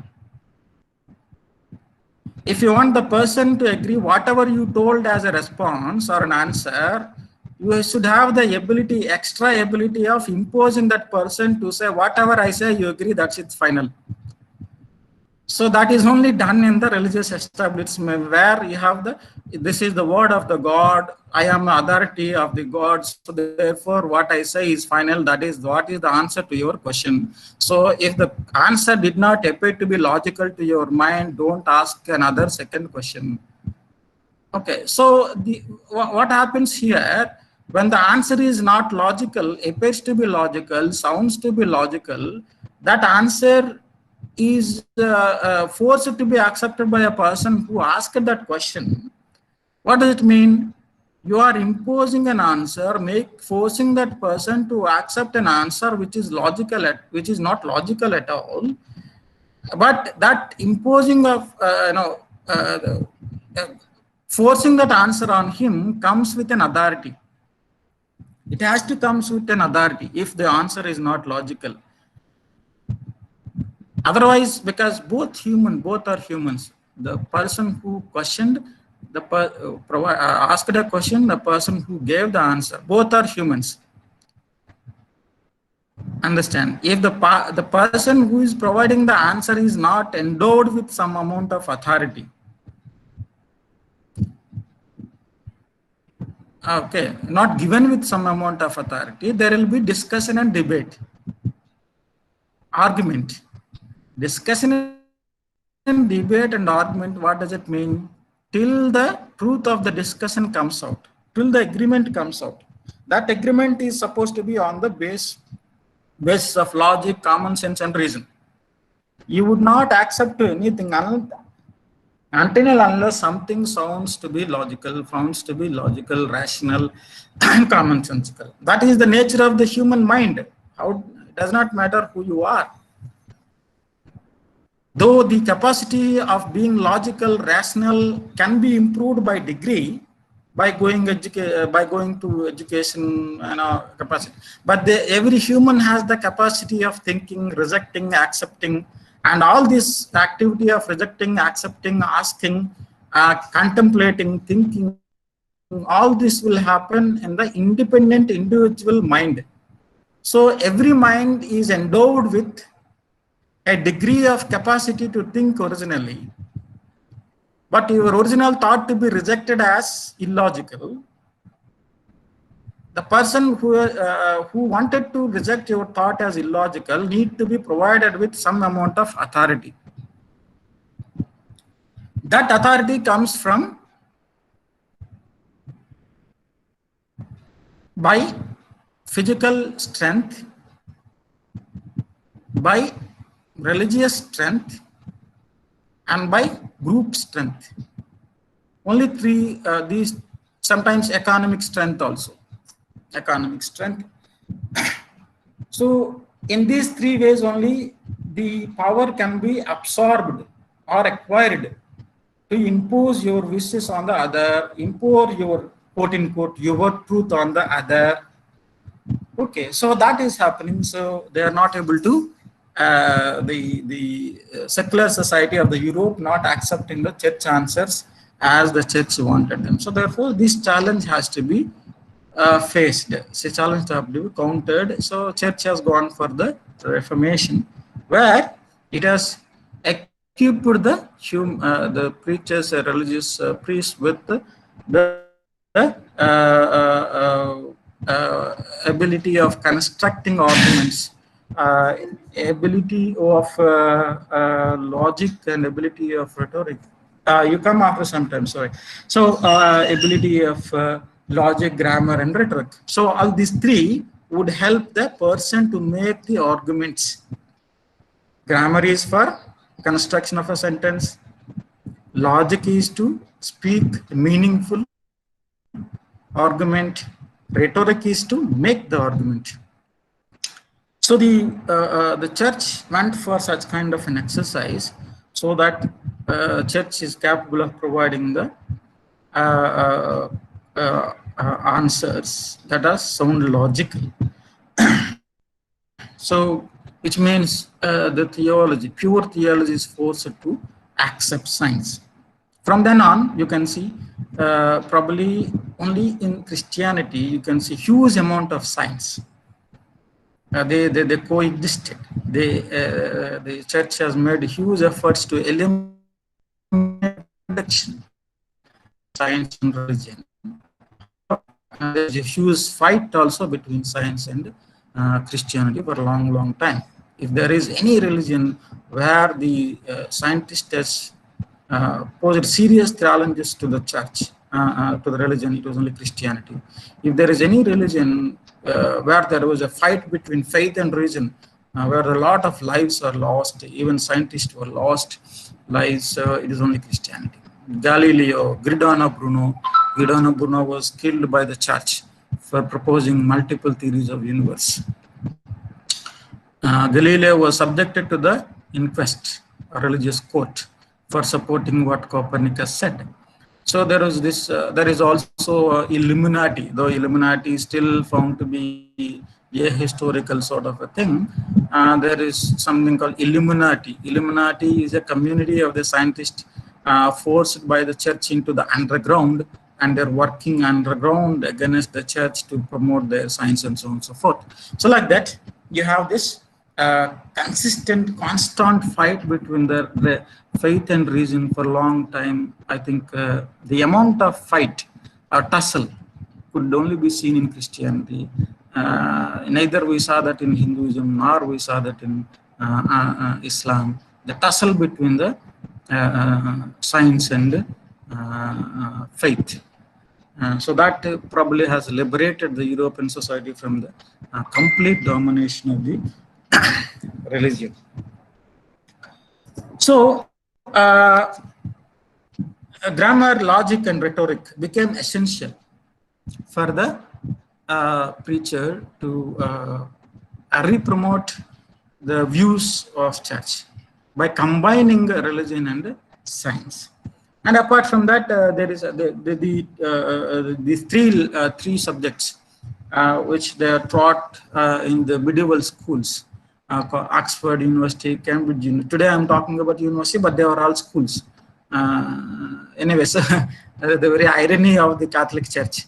It started schools to support the Catholic Church and the theory of Christianity, but the very schools in course of time challenged the church through their scientific research. That I'll come to later. So grammar, logic, and rhetoric are called as trivium. Trivium, 3 subjects, and there are also science, except music, is called a quadrivium. Quadrivium is mathematics, geometry, astronomy, music. These 4 subjects, quadrivium, and the 3 subjects, trivium, that's logic, grammar, and rhetoric, are taught in an effort to bring the science and religion together, so that the preachers would have the ability of countering the responses or countering the questions coming from the society. So the church would regain the faith. Okay, would regain the faith. So it presents whatever it says as knowledge, whatever it says as true. Okay, so it was pushed into a corner by the developing society, urban society in the medieval times. But despite its challenge, the medieval worldview, so established from the 4th century onwards, continues even till today. The medieval worldview is understanding of the visible physical world, especially the space, including the humans, including the planet, that put that into a plan. So that scheme or plan or scheme is medieval worldview is there is earth, under the earth there is heaven, above the earth there is under the earth there is hell, inside or under sometimes it's under the earth there is hell, above the earth there is heaven, above the heaven there are cosmic stars. This is the medieval worldview. As far as the universe, providing explanation to the visible universe is concerned, this is the medieval worldview. So this medieval worldview suits very well to the very idea of God and religion, because it's like the theory of creation settles on this plan. That means if the God is a punisher, there should be a place for punishment. So that punishment is hell. If the God is an appreciator of what you do, there should be a place for appreciating your actions. That is heaven. Okay, so the heaven, hell, and a planet would very well stick into the plan. But what about the stars which are very visible? So you place them above the heaven. So this is actually what is the medieval worldview.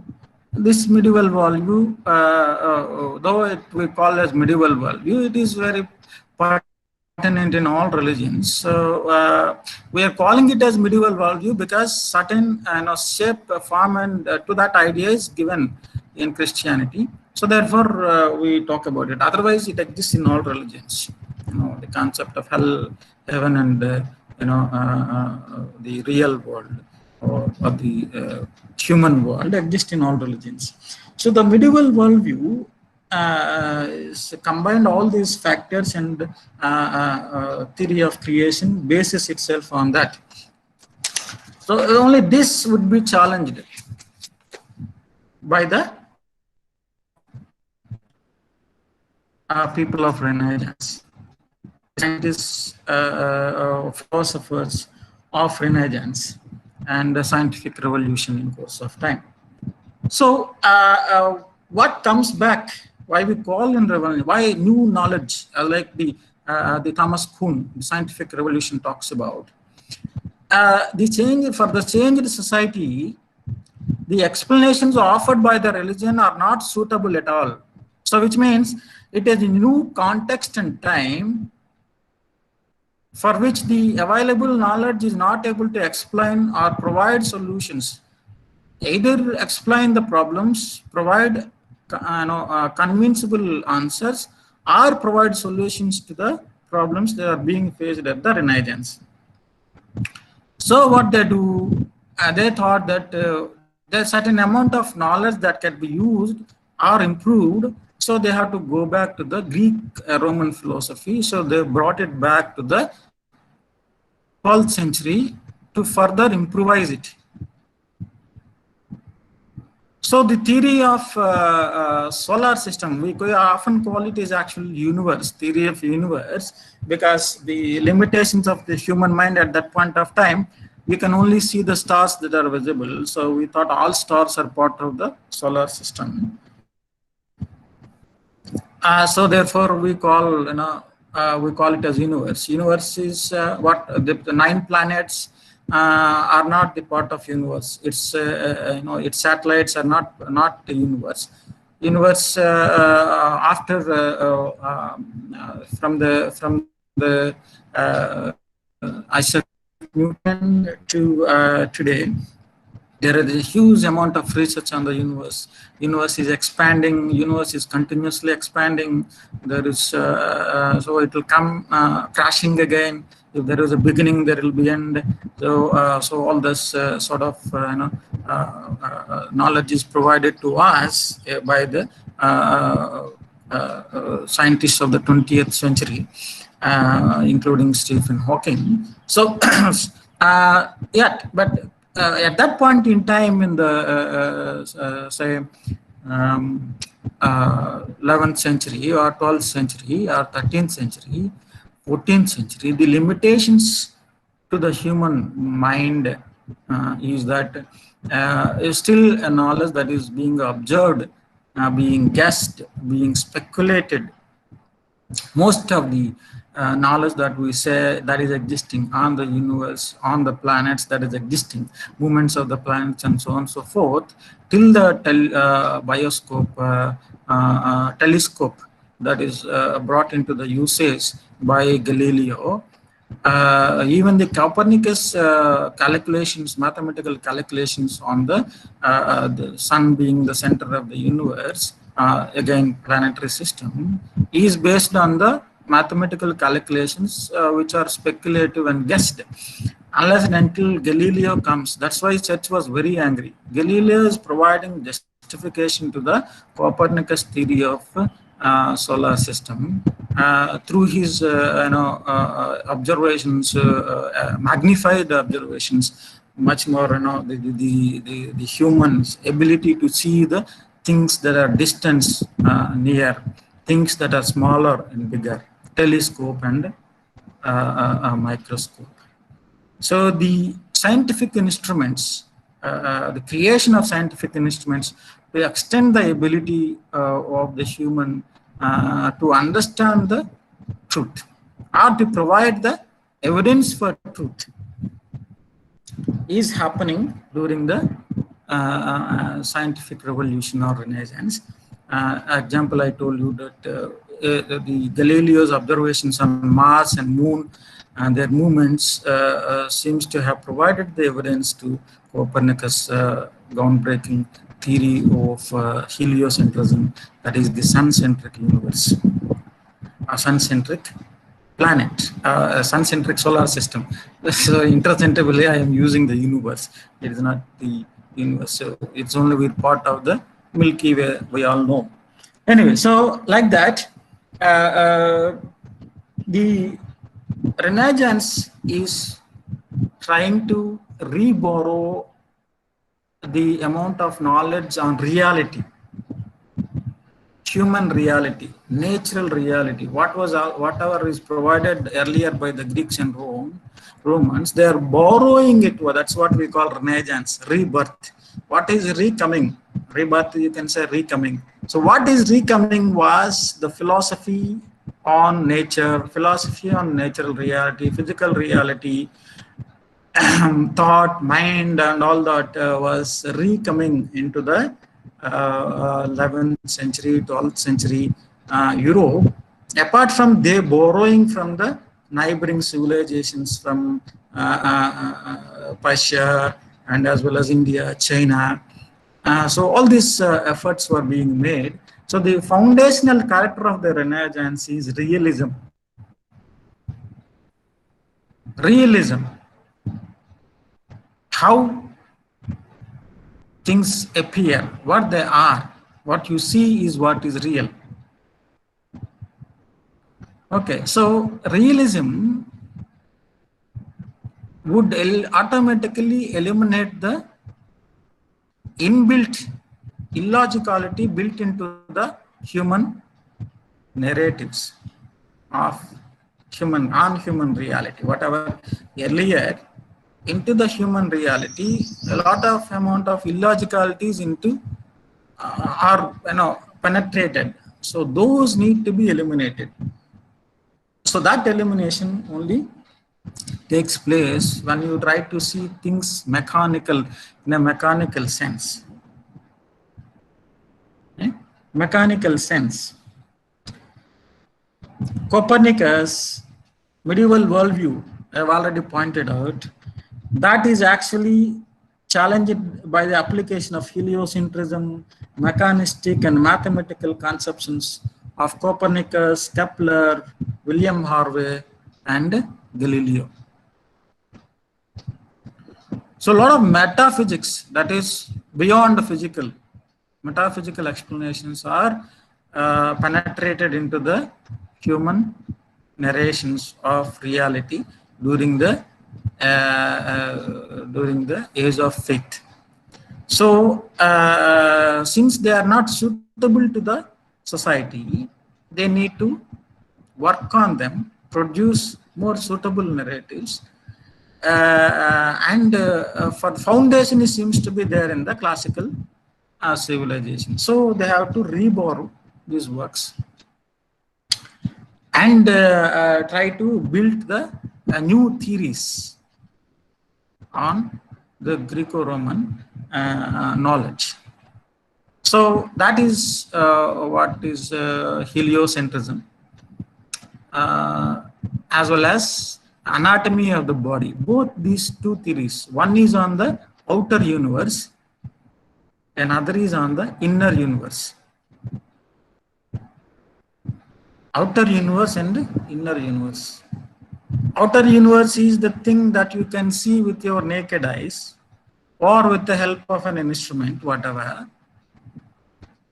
you can see, as far as your eye allows you to see, as far as your extended ability in the form of a scientific instrument, with the help of a scientific instrument, magnifying glasses, whatever. That is what is universal, outer universe. Inner universe is a thing that cannot be seen with your naked eyes. It is covered in some sort of a cover. It could be a tree. You cannot see inside the material what is there, a tree. It is a human. Your skin is only can be seen. Beyond your skin, with your naked eyes, you cannot see. So that is inner universe. So inner universe and outer universe provided with the logical, if not complete, because we are coming to the chromosomes only now, which are the providers of energy to the human body. Is it not? So the very basic elimination of the illogicality attached to the very idea of human existence. Human body, how human body is emerged. So theory of creation says it is created by the God. Final.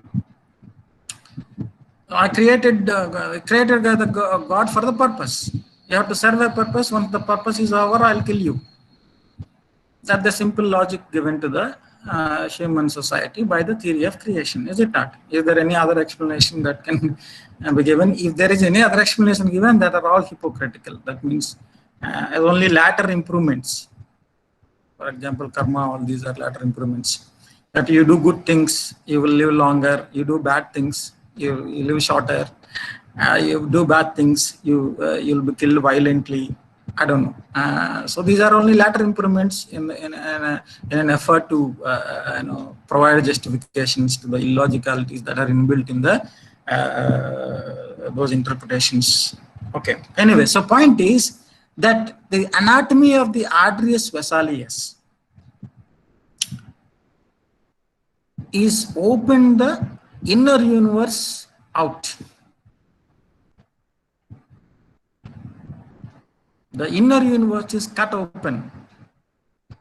So cutting open of the inner universe, that is human body, is a straight challenge to the very theory of creation, because design of the God cannot be understood by a feeble human.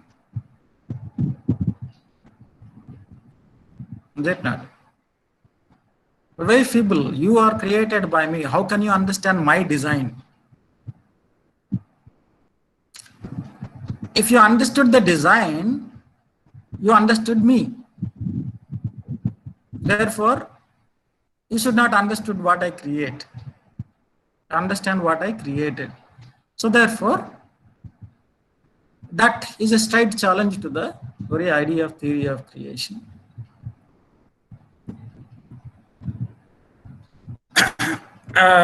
Coming from the university, which was started as a school by the Catholic Church, that is Padua University in Italy. Adrius Vesalius, Copernicus, to the both theories of universe, the geocentric theory of the Greeks, challenged by the heliocentrism. Claudius Galen had an theory of anatomy in the classical times. That is challenged by the Adrius Vesalius application of mechanics to the human body. So both the theories of both the theory inner universe and outer universe were challenged during the Renaissance or the scientific revolution. So both the anatomy of the human body and the revolution of orbits, both are published in 1543, that is 16th century, and both were coming from a university which was started as a school to justify the theory of Christianity. But unfortunately, the challenge is coming to the church from the schools which itself was started. So that's like that. It could not be avoided because church itself has made a compromise. So it is, though it is still challenging. The ultimate challenge to the religion is being still challenged by the science. So science, if challenging the ultimate foundations of the church is challenging it. Of course, otherwise, if that is not the case, it not totally is compromised with its what it wanted to say, or its foundations are not totally compromised. If that is the case, Galileo would not have been put to the isolation, religious court, and Giordano Bruno could not have been killed by the church. So if it killed these scientists, it still wanted to stick to the foundations of its religion, but at the same time, it wanted to also give an impression that, look, I am not unconnected to the context and changing time. I also believe in science and so on and so forth. That impression also it wanted to give. So anyway, I just wanted to talk about so out of these schools, what has happened is that actually it's a medieval sort of thing. It's very important to mention is that and that is very organizedly happened is that production or the creation of a theologian come scientist. A theologian come scientist is a very interesting development in the Christianity. That is also there at various degrees in all other religions too. That a person who is very capable of theology is also a person who is very good at science. Recently, the Hindu priest is well recognized as a top mathematician. So which means that combination you can see also. So therefore, I forgot his name, sorry. So like that, you have this combination that is being established, but it is very organized, planned, organized. So the theologian comes scientist, and that is happening. So that combination found to be essential by the social forces, religious forces. So continuously rejecting the science would not work in their favor. So therefore, there has to be a certain amount of, you have to stack certain amount of compromise. That does not mean that totally the quote unquote the other truth is being given up. If that is the case, the foundations will fall down. So therefore, they have to stick to the basic day truth. So that they're doing it, but very interestingly, that combination you can see in all religions today. Theologian comes scientist combination. So there are, the theology is well versed in science as well as in theology. You have a father as a doctor, you have a priest as a doctor, you have a William as a doctor. So what explains this combination? What explains this combination? The successful development of this combination, survival of this combination, does not mean that both are same, but that elimination of the contradiction became essential for the establishments, religious establishment, to continue into the future. For their survival, they have to. So the combination goes very well. We are, all of us, all of us are also accept the dual truth. We are religious at the same time. We're also scientists. I don't know how many of there are scientists in this group. And we are religious at the same time. We're also educated. Like if you referring to the non-scientist. So this duality is there in an educated person also, which is like, I would say it is not a crime, but unfair and not proper to the very idea of science and reason and knowledge. It's not that duality. Accepting the duality is very unfair to any educated person, because that is not true. You can't go on the two boats, so you have to agree to one.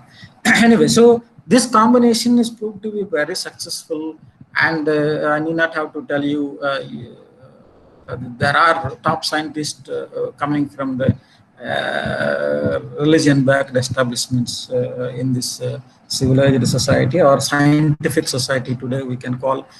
We also use the phrase called knowledge society. So all these phrases we are using. So therefore, that combination is found to be very successful. But for my understanding, that is very unfair combination.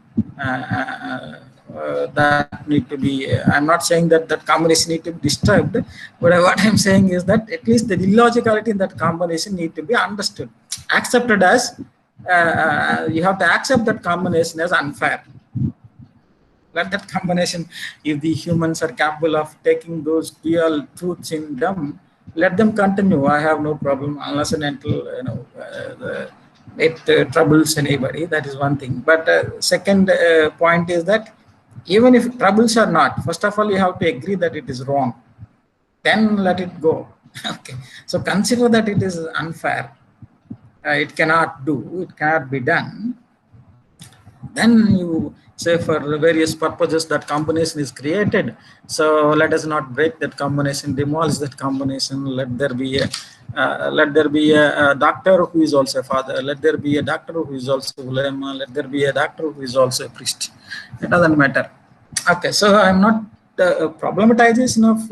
If I problematize that category, I am problematizing because I want the educated person to see the problem in that category. I am not seeing it as a serious problem. First of all, you accept that it is against the very idea of truth.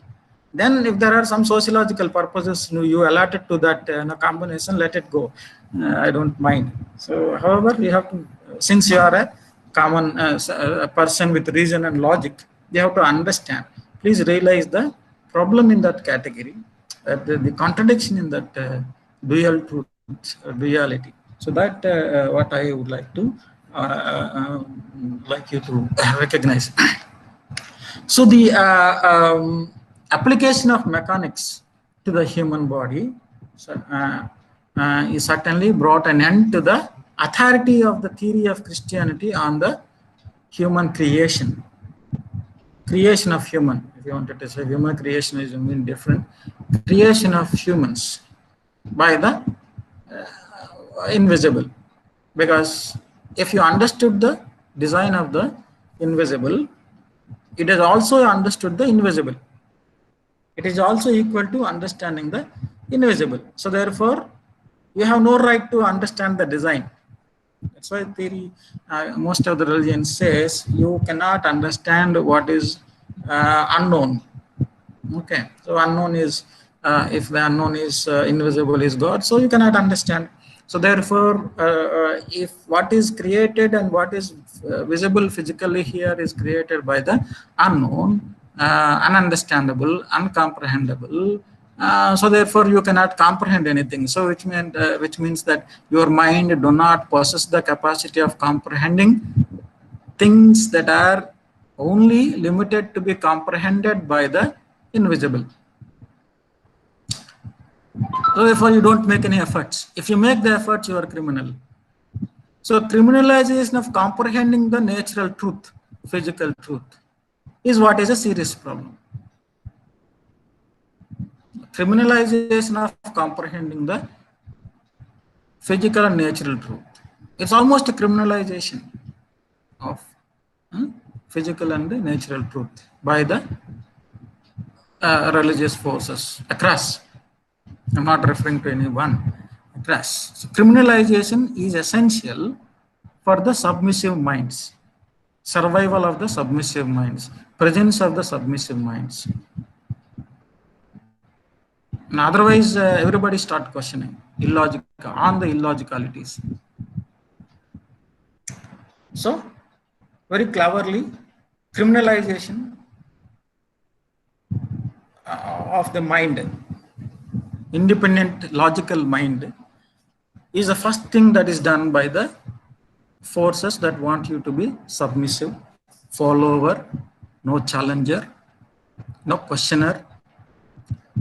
So that becomes a main forte of all these forces. So which means that automatically eliminates the knowledge production capacity. Number one. Second, it also stops you from providing yourself a practical solution to the problems that you face. And the third, even if you have provided practical solutions to your problems with your own capacity or by borrowing the capacity of another person's mind or a combination of minds, certain amount of certain amount of credit is given to the, still a credit is given to the invisible. Which means if I have provided this practical solution to a practical problem, it has happened not because of all of us, because of someone above us. So which means intentionally crediting, intentionally offering the credit to the invisible, so that you would not declare yourself as the provider of solutions to your own problems or the problem of your related, problem of your community or problem of the world, nation, whatever. So, I mean, somewhere down the line, there has to be space in your mind which allows you to think that I cannot solve all the problems.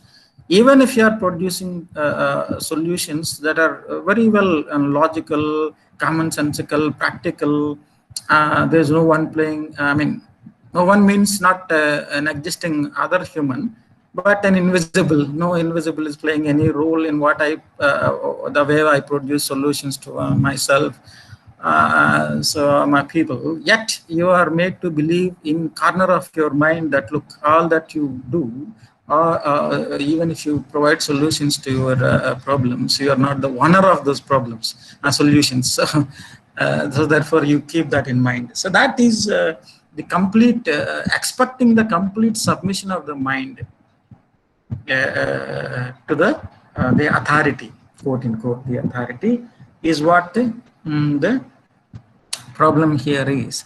So that means that if you say that the design, even if you understood the design, one has to say I understood the design because I allowed to understand. I was allowed to understand the design. It is not my own capacity to that allowed me to understand the design. I was allowed by someone to understand the design. Otherwise, I cannot. So this consistent justification of designifying human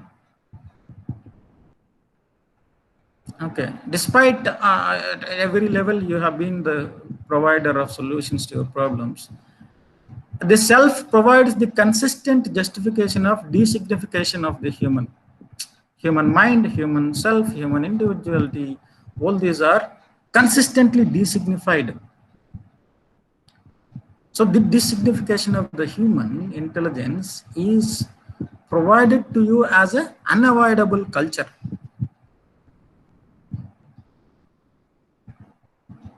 It's not inbuilt in the human.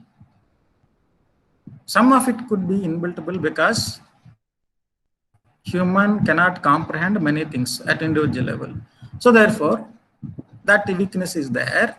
But apart from that, that convincing a person convincing that he or she are incapable of providing solutions to their own problems comes from an organized convincing done by the agencies which wanted to control you.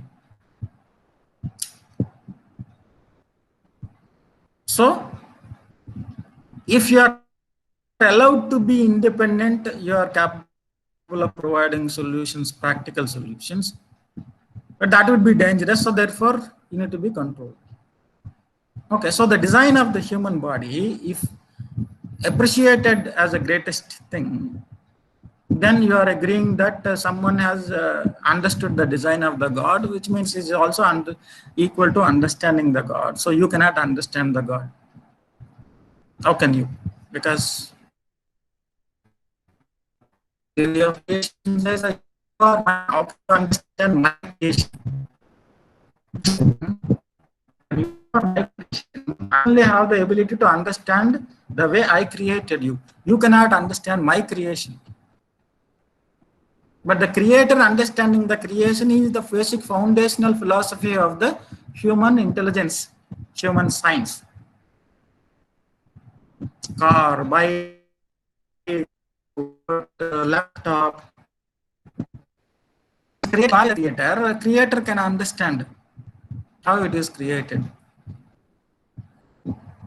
So you see the physicality, I mean, the unconnectedness between the theory of creation and the human natural reality. So yet the inner universe is perfectly, if not perfectly, at that point of time, the foundational or the fundamental effort is made by the Ardres Vesalius to understand the human body.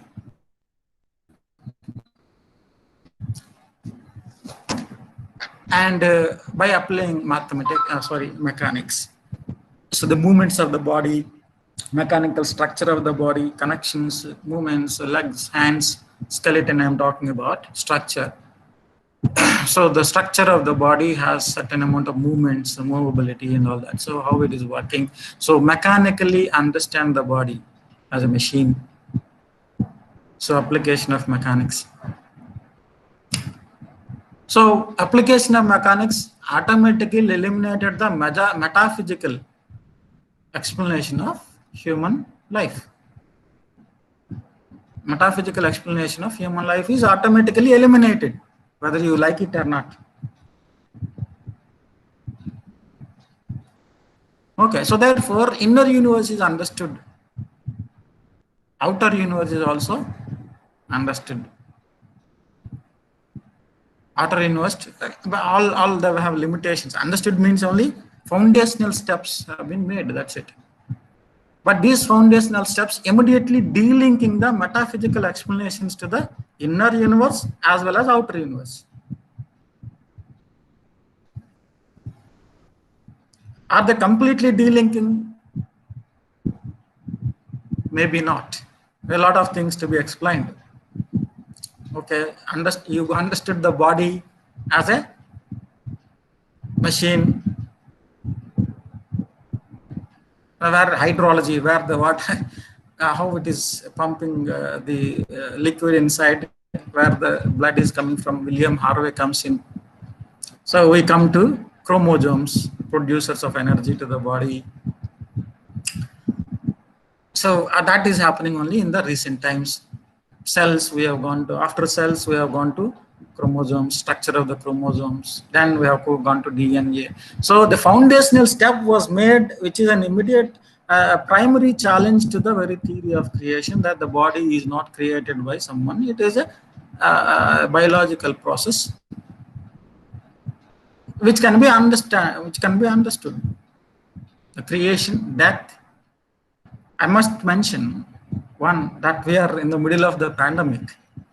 Is very important to mention, is that how weak we are, how powerful the European medieval times people. 1343, there was a virus called bubonic virus, which has actually started in Central Asia, today Iran, Iraq, and spread to throughout the world at that point in time, whichever is connected by the landmass.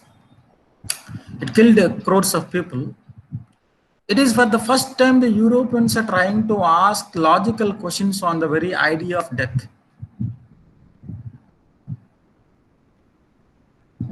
This virus is the virus caused death of the incident, call it as Black Death. Black Death is a death that cannot be explained. The virus related deaths could not be explained. That's why it's called as Black Death. Today we are capable of understanding the very structure of the DNA of the coronavirus, which cannot be seen with your naked eyes. At that point in time, in 1343, you all know there were no instruments, scientific instruments, which are capable of understanding the structure of the virus. So they began under the influence of religion. They were there for a long time, so they have not asked any serious questions on the concept of death. Now they are asking questions on the concept of death. Why are so many people dying at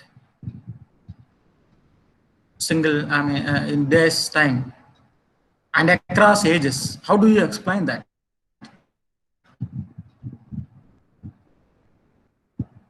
How do you explain so many deaths in days time and that way across the ages? First challenge came to the theory of creation is God created human for a purpose. How do you guarantee, how do you say, how do you argue that a 5-year-old kid dies and then his purpose is served? That to mass number.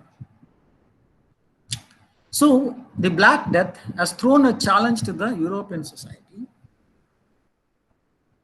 that forced the Black Death virus, pandemic. Today we are living in that. The pandemic has thrown a challenge to the European society to look for the practical explanations of the death. Don't believe in the explanations offered by the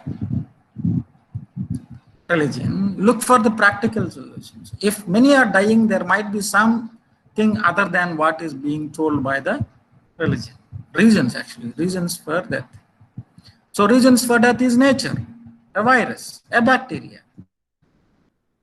Your part. In an environment, you are also part of it. There are also germs and viruses, bacteria, which are also part of the nature. Your body is subjected to the impact of their existence. So therefore, that is what is reality is. So you have to connect your body to the existence. Instead of trying to seek solace in explanations to birth and death and disease, ill health, in something that is invisible, here say you have to look for answers within the nature where you are living. There are enemies to your body. They'll keep impacting your body. So therefore, the connection between the nature and the human that is eliminated by the organized religions are to come back in the 14th century.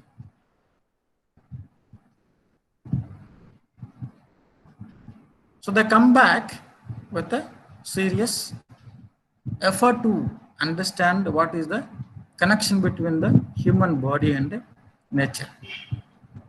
So you have to seek the explanations for impact on your body in the nature, not from the skies. So this is also one of the important.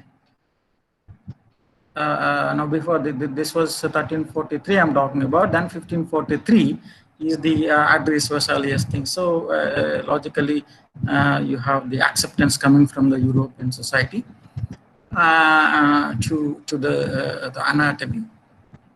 After that, William Harvey. Okay, so like that, you have this challenge thrown to. But today, look at yourself. I mean ourselves. I'm not referring to any single person here. I'm referring to entire community here. Our response to the virus which is structurally which structure could be understood, virus against which could be produced in some 9 months and 12 months or say the 1.5 years time, which is very difficult. Instead of two, we have witnessed two methods of understanding or offering explanations. From many people, even educated, trying to attribute the coming of virus to the invisible powers or the bad things done by some sections of society, some countries, some people, somewhere.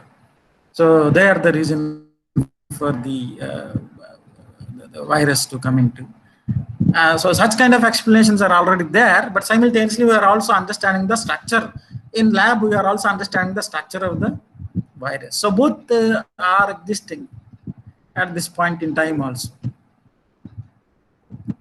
Okay, so even if you have an explanation that seems to be 100% scientific, we still force ourselves to believe that no, that is not enough. We need to believe in this also. So that kind of a duality we are in, or the what you say, compartmentalized self. We are you are rational as well as religious at the same time. So that compartmentalized itself is very comfortable for a human who believed that at individual level that do not have the enough information on all things that are existing in this universe. So therefore you can never claim that I know everything, so I need not have to be quote unquote arrogance. That is not arrogance, actually. Really, accepting what is reality. That's it. So anyway, so this application of mechanics has resulted in producing the acceptable knowledge on the body, and that resulted in the understanding the inner universe.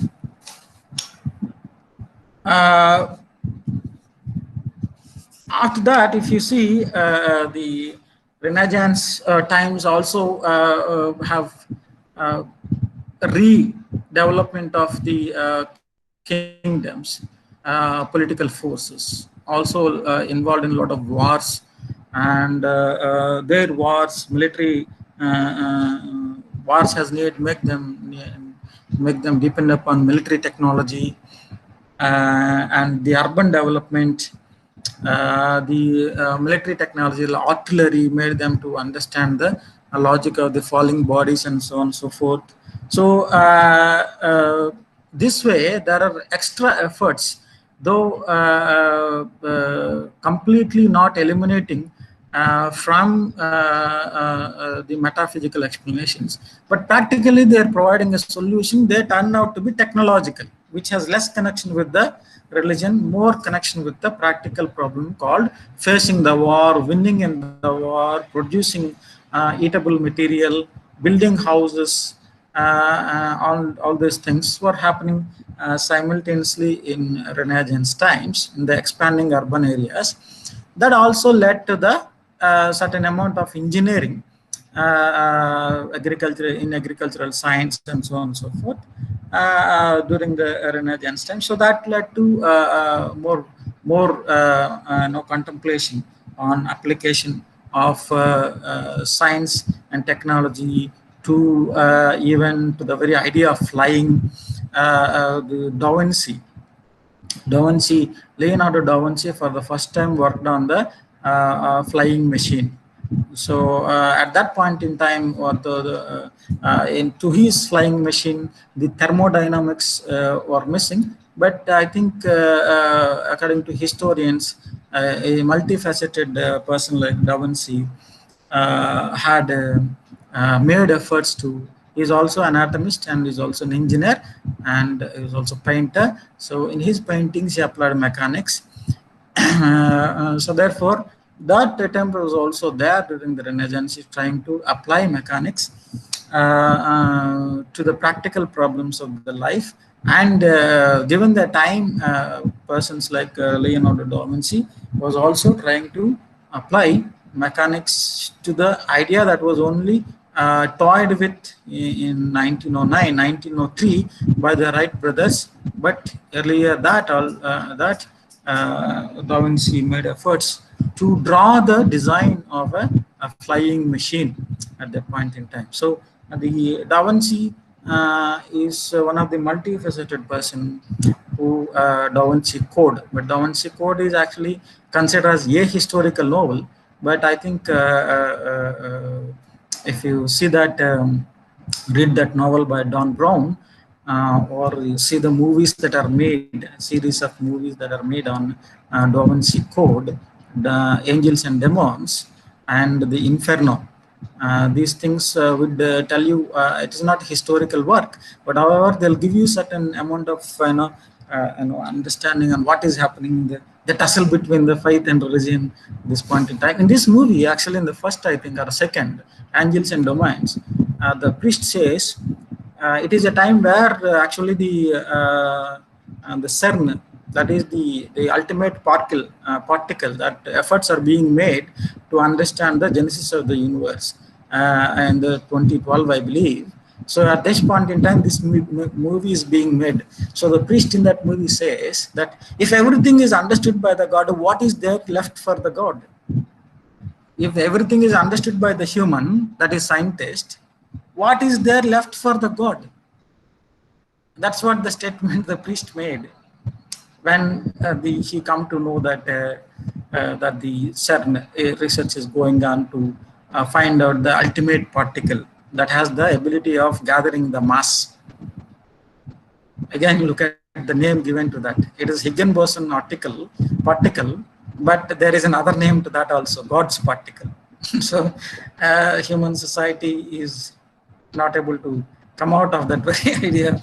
Even the entire scientific community of the globe, they are not able to come out of that. So this boson is actually Jayendra Bose, I think, from Bengal. He proposed long back of the element particle, and then so there's this Higgs from the Western Europe. So both of them, to respect both of them, they named it scientifically. But also it is also known as particle, God's particle. So the inability, if there is a particle that is an ultimate particle that has the ability of generating mass or mass particles, other particles, it has to be God's particle. There cannot be any other. So that sort of an understanding, the scientific society also came into, and they could not avoid naming it as a God particle. Very unfortunate, I mean, unfair. Unfortunate and unfair. Sir, Srinivasa Rao, sir. Yeah. So sorry for the interruption. Yes, madam, I It's finished. a time to conclude your speech, sir. Okay, so I'm finishing it. So therefore, science, coming to the Thomas Kuhn's this paradigm shift, is not in an overall period, though I could not come into the 20th century because of lack of time. So it consistently changes. What determines what is knowledge is consistently changes. As I told you, in the pre-classical times, age of reason, age of faith, at these particular points in time, some force and some concept is determining what is knowledge. So here, when it comes to the modern times, what is considering what according to the Thomas Kuhn is that the problem earlier it was actually a force. Earlier it was a force, religion and reason. Today in the modern times the scientific research is determined by a problem. For example, global warming is a problem which is determining the path of the research. So like that, the science research, when you look at, it's constantly changing, priorities changes, forces of determining what kind of research to be done is also changes. So thank you for listening to me. I'm very happy to be part of this refresher or engagement or interaction. Thank you. I immensely thank Dr. Srinivasa Rao sir for his explorative talk on scientific research in a historical perspective. Hope you all have benefited out of his talk. Though you are belonging to different disciplines, it's an opportunity for everyone to listen the science concepts in a historical perspective.